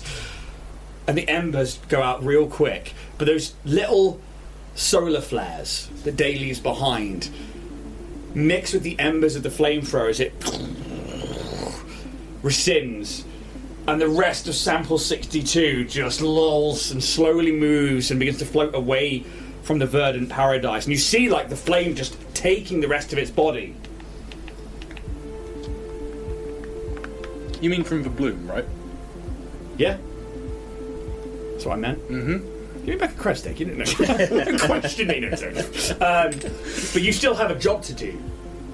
You have to stop any of sample 62's potential brood or collision course from the bloom to the verdant paradise.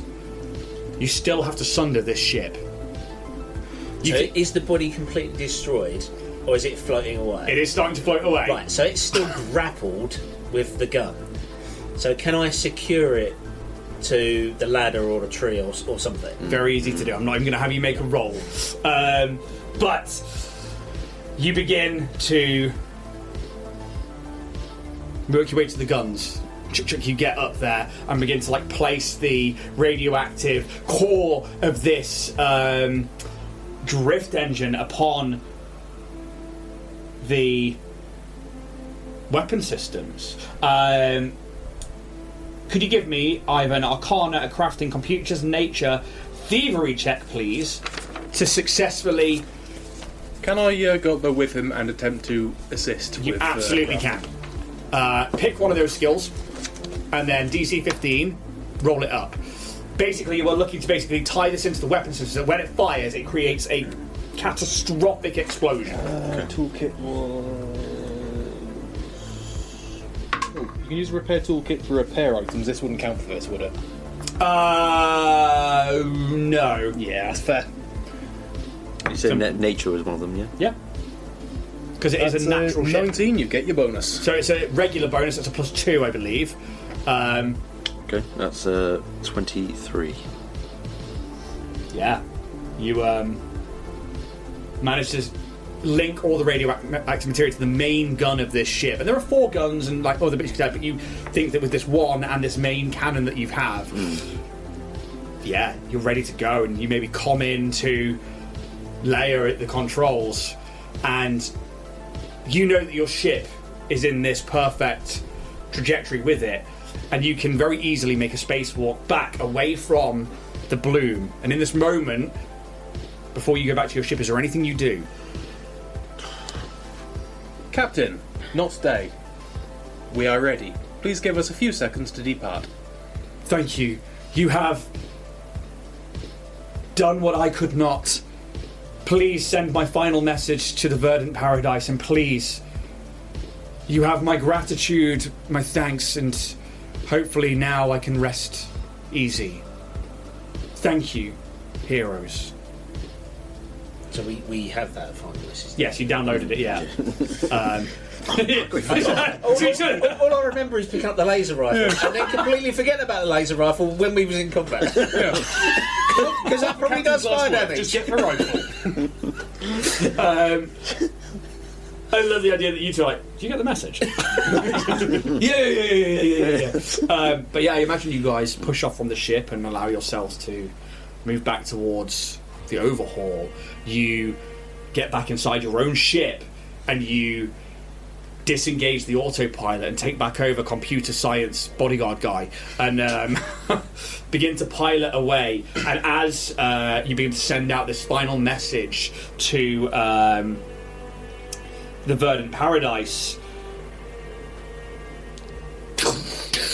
you watch that gun charge up and just explode as the rest of the ship is engulfed in this bright white flash that completely obfuscates your entire view for a moment, like a nuke off in the distance. And then just as it clears, you just see like debris and fireball beginning to like close in on itself. You send off this message. You dispatched Captain Imaza's final message to the Verdant Paradise, and you were invited by them. They reach out to you to come and explain the situation in more detail and to how Starfinders ended up aiding the Xenowardens in this moment. You would all be awarded 1,000 credits each from the Xenowardens on the Verdant Paradise. And in this moment, you get the sense that 1,000 credits for your trouble is also for your silence.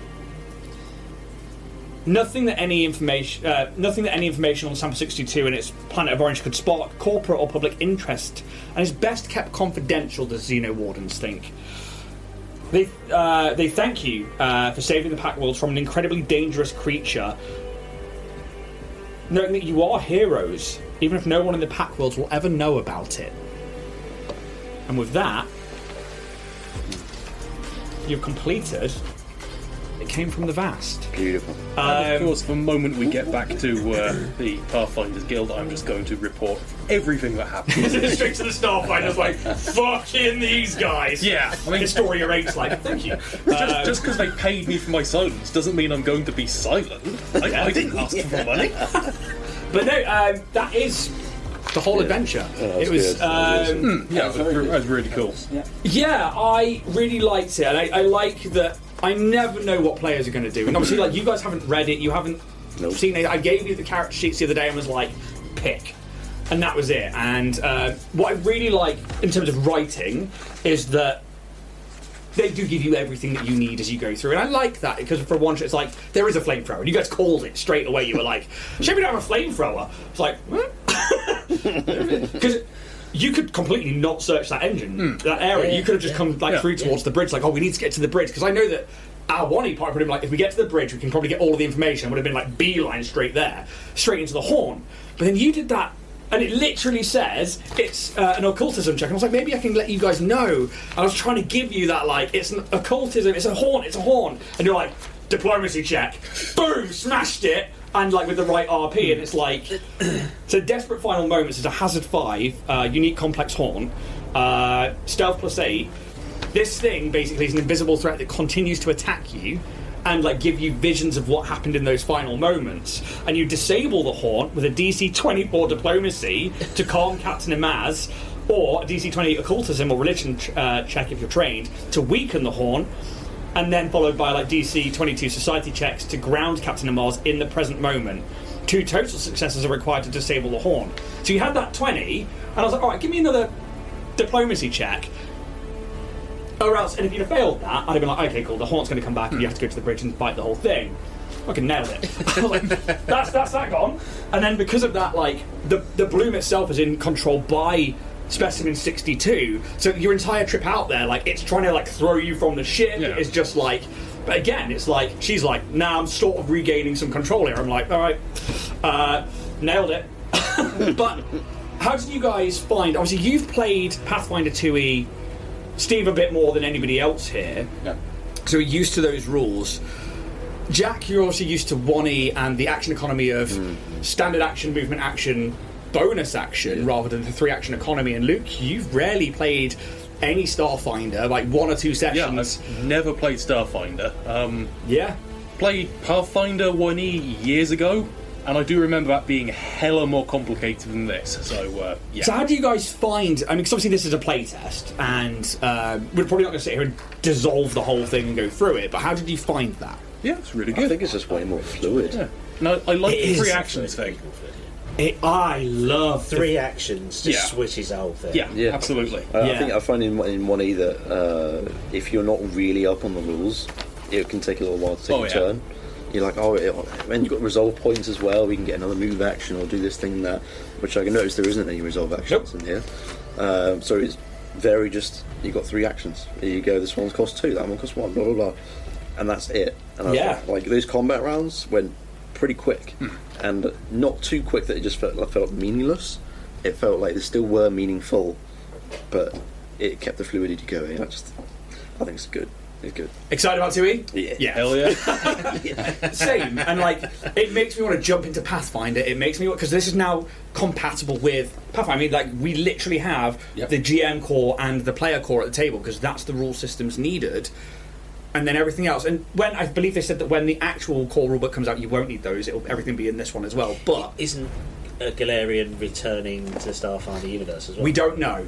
And well, I don't personally know. It might be doing. I'd be amazed if they got rid of Absalom Station, because obviously Absalom's a big city on Galarion. Yeah. And unless they're going to raise that up like a Sky City, I'm not too sure. Whether they clear the gap, who knows? I really want to get the book on the gap. I think it's great.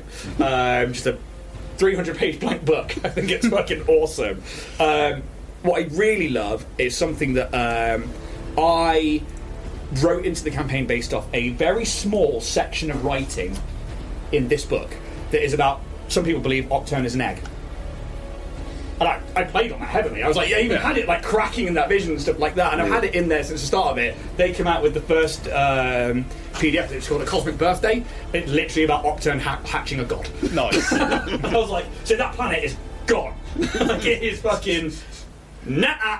It's out of there. So I like the lore changes. The Patra are now like small cat race people. So I like that cutesiness. It hits that kind of like thing to it. And I'm liking the lore changes that they've done. I'm looking forward to seeing like the wizard class and the mage, you know, all of those coming to Starfinder, and the idea that you could be on Pathfinder on Galarion and then just being like, that's a fucking spaceship. The fuck? Why have they got a nuke? Sure, they've got to do something. I also really like something that I noticed within, and I know this is just the playtest rulebook, which I've got to say thank you to Dragon School Studios, who stood in line at Gen Con over in America to get this for me and send it over. So big thank you to Craig, who is a dear friend of mine, and we couldn't have done this without him. We could have done with the PDF, but like I like having the physical book here, so I can be like, when we go into the things. I think you can scale weapons. What, like upgrade them as you go or something? Oh, right, So, okay. So in Pathfinder, you get things like striking runes, and striking rune would. So if your weapon does d6 damage, it makes it do 2d6. Okay, yeah. So if they're doing, if they're pulling across those rules, that would be good. Nice. So weapon improvements down here at the bottom of the thing. So the weapon improvements are commercial, tactical, advanced, superior, elite, ultimate, and paragon. First of all, the word paragon, love it. They have levels to them, just like anything in Pathfinder and Starfinder, like in terms of weapons. So you guys came across a lot of tactical stuff. And advanced. So advanced laser rifle, you take the laser rifle as standard, which is why I couldn't find it because I was looking for the word advanced.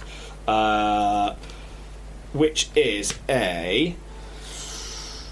Come on, where are you? Where is laser rifle? Shiranai rifle, Hell rifle, come on. Okay, well, I already can't find it. Is it still split into like long arms and stuff? No. So now, simple melee, martial melee, advanced melee, simple ranged, martial ranged. Okay. So we're looking at like Really sort of grouping it all up a little bit, and not having like a whole list of simple tactical pistol, advanced tactical pistol, blah blah blah. yeah, and then you gain the improvement. So let's say you take tactical, and I can't find the laser rifle right now. Upgrades is a 0, but you get dice damage. It says 1, but when you get up to advanced, dice damage 2, all the way up to elite 3, and then paragon 4. So you're like upping the amount of dice you're rolling on it, which I really like.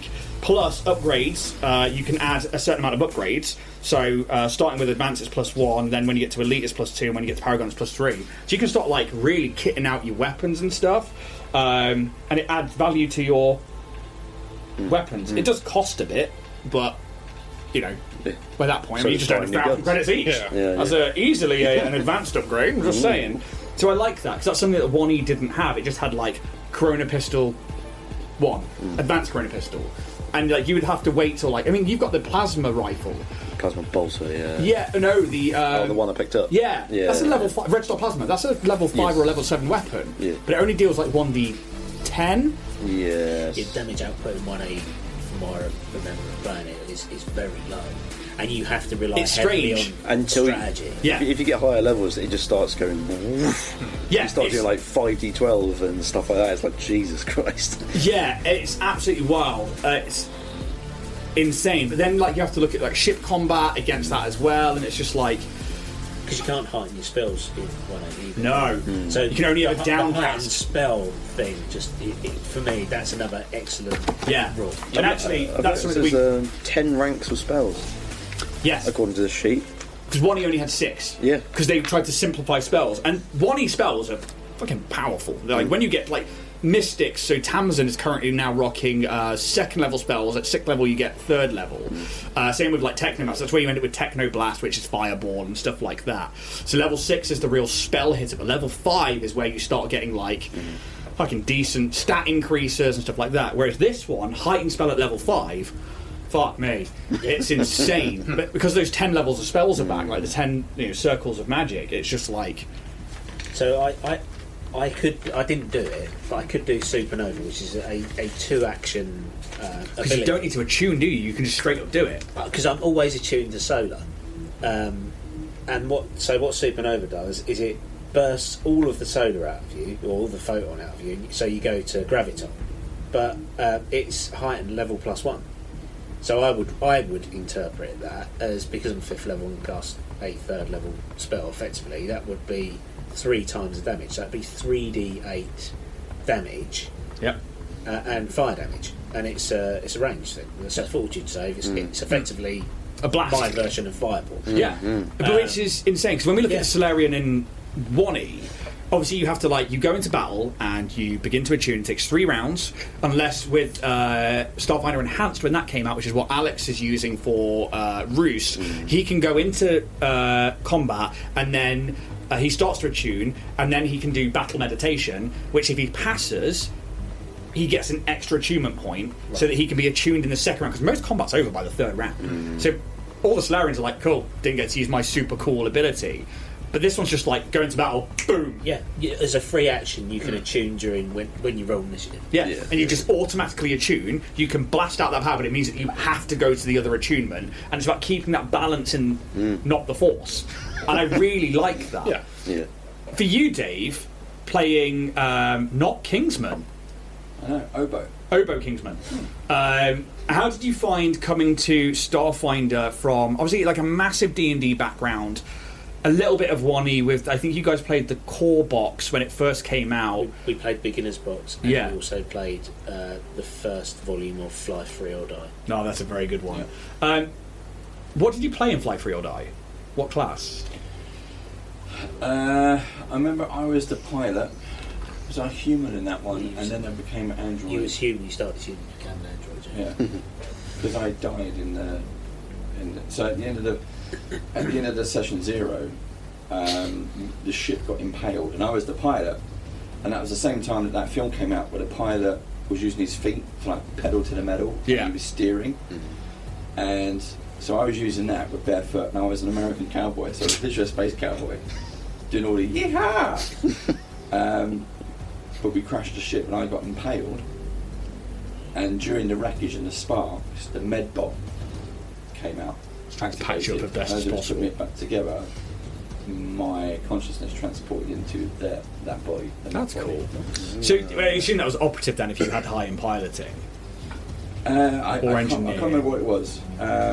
I think it was operative. Yeah, usually with one, So then- it's like but then that's it- the that's the class Then of it changed pilot. to medic, and for 1 or 2 episodes I was a medic, and then the consciousness started to bleed through and take over. That's cool. So then I was doing stuff like tip the hat that wasn't there, and then getting the syringe. Like, I've got the syringe. That's cool. And if you ever tried to realise spin a what's syringe, going on.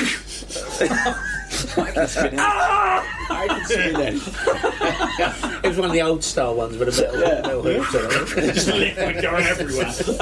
But like, did you how on it were you guys with the rules for 1E back then? Were you just like keeping it loose, like and flying free, or were you like no? Actually, now we're looking at like the EAC, the KAC, because that's something we didn't come across in this one. So we were looser with the rules because there is the whole EAC, KAC thing. I think most of the time we was kinetic weapons. Yeah. And so the biggest thing is having like 2 separate hit point scores, having hit points and stamina points. Yeah. But in effect, they're the same thing. You just have different ways of recovering them. Yeah. So I think for me, I like that we're going back to just hit points because it does make it simpler. But I will say that I do like the stamina hit point thing because there's being winded and being out of breath. And it's like you don't have to be like, oh, you get cut again and again and again. It's like you get the wind knocked out. You lose 10 hit point, 10 stamina point damage, and you get that back on a short rest. Be like, yeah, okay. But your big fucking gunshot wound that took you into those hit points, you're like, you've got a long rest for several days. And I like the realism of that, but from a gameplay point of view, that's not as fun. Because if you're pressed for time, and like Dragonlance, where you're like, fuck, we've got to keep going, Curse of Strahd, where you've just got to keep going. If you don't have that chance to heal up, like if I put you guys in a dangerous situation in 1E, and you can continuously get stamina points back, but you cannot get hit points back, you could very easily die. So I quite like that we're back to just one pool of hit points. Yeah. And I think coming into the game, particularly if you came from D&D as well, that's a massive learning curve because the strategy of combat is far more important than the actual combat because you don't deal much damage and it takes forever to heal. So if you're if you're breaking into the tower to try and steal the ship, like at the end of Fly Free or Die, and there's 2 or 3 encounters, it's really hard to survive. Yeah, I absolutely agree. And this is where, like, we were saying earlier, like, I love a game mechanic and I love learning them, and I know that you like that, and I know that James likes that. And so for us, it's like, oh, right, how can we tactically play? But that's hard for a lot of players to go, especially from 5e, where you have everybody, and I mean this in the nicest way, everybody can do anything in 5e. It's like, for me, it's now the easiest thing to become whatever you want. And that's great. And the thing I liked about 1E that I think they've kept with this is that your class matters to team cohesion. Granted, you didn't have your envoy in this one. You didn't have the Witch Warper, which is another magic class. So Navasi and I've forgotten the Witch Warper's name because they're new to this one here. They're over there actually on the very top of my resin stands and stuff. They are obviously, like, there's this cohesion, you can have up to 6 players in these ones, but you guys still had, you had a mystic who had both offensive and healing capabilities. You had a engineering-based construct that was able to do both piloting and dex and ranged-based things. You had the charisma based, energy dealing champion of Solarion, and then you had the soldier who is like, right, you need something beaten up, I'm your guy. And it still came together that you couldn't do certain things. Like, you were like, no, I can't do that, so I can't aid in it. And you were like, no, I can't do that, so I can't aid in it. But actually other times you're like, this is my job. And I quite like that they've still got that. And I think that for me is a piezo thing that hasn't been taken away by the need to be able to give everybody everything. And I'll always love D&D. You know, it's a gateway drug to many. But I think for me, this shows that, like, as we move into the playtest of 2E and we look at Pathfinder 2E, that you can really hone in on your character and really be an essential part of a team in your own special way. And I really like that. But we'll do the next playtest and prove me wrong. You know, we've got, you know, the Zoe one's just been announced. I'm looking forward to doing that. But I want to say thanks to Jack, who's always here with me doing stuff. Luke, who came in having never really ever played Starfinder before and hadn't played 1E. To Dave and Steve, who are down from London, from miles and miles away. Thank you so much. Where can people find you? YouTube.com/bandofbadgers for all your role-playing badgery needs. Perhaps like doggies pushing the button. Yeah. Not here, buddy. Not here. We may throw things up in post, but we probably won't. We'll put it into the descriptions and that'll be absolutely fine. As for everybody else, I hope that if you are watching this on YouTube and you're not here on Twitch with us right now, go sub up on Twitch. You can use your Amazon Prime sub there, and we will be doing more 2E playtests. When we get to campaign 2 of Starfinder, it will be 2E. We will be. There's no way I'm not playing 2E. Yeah. It's I think with the 3-action economy. Yeah, there's nothing wrong with that. And hell, catch up on the podcast so far for 1E that we've been doing. We'll carry on the story into 2E, but, you know, we'll see what happens, especially with the hatching of Octa and stuff, which, meta-wise, you don't know about. Nope. Otherwise, thank you so much. Hit that like, subscribe. Come follow us along for more things, and may those dice gods be ever in your favour. Thank you so much to everybody. Thank you to my friends. We'll see you all at some point in the future. Thank you. See you later. Thank you for playing.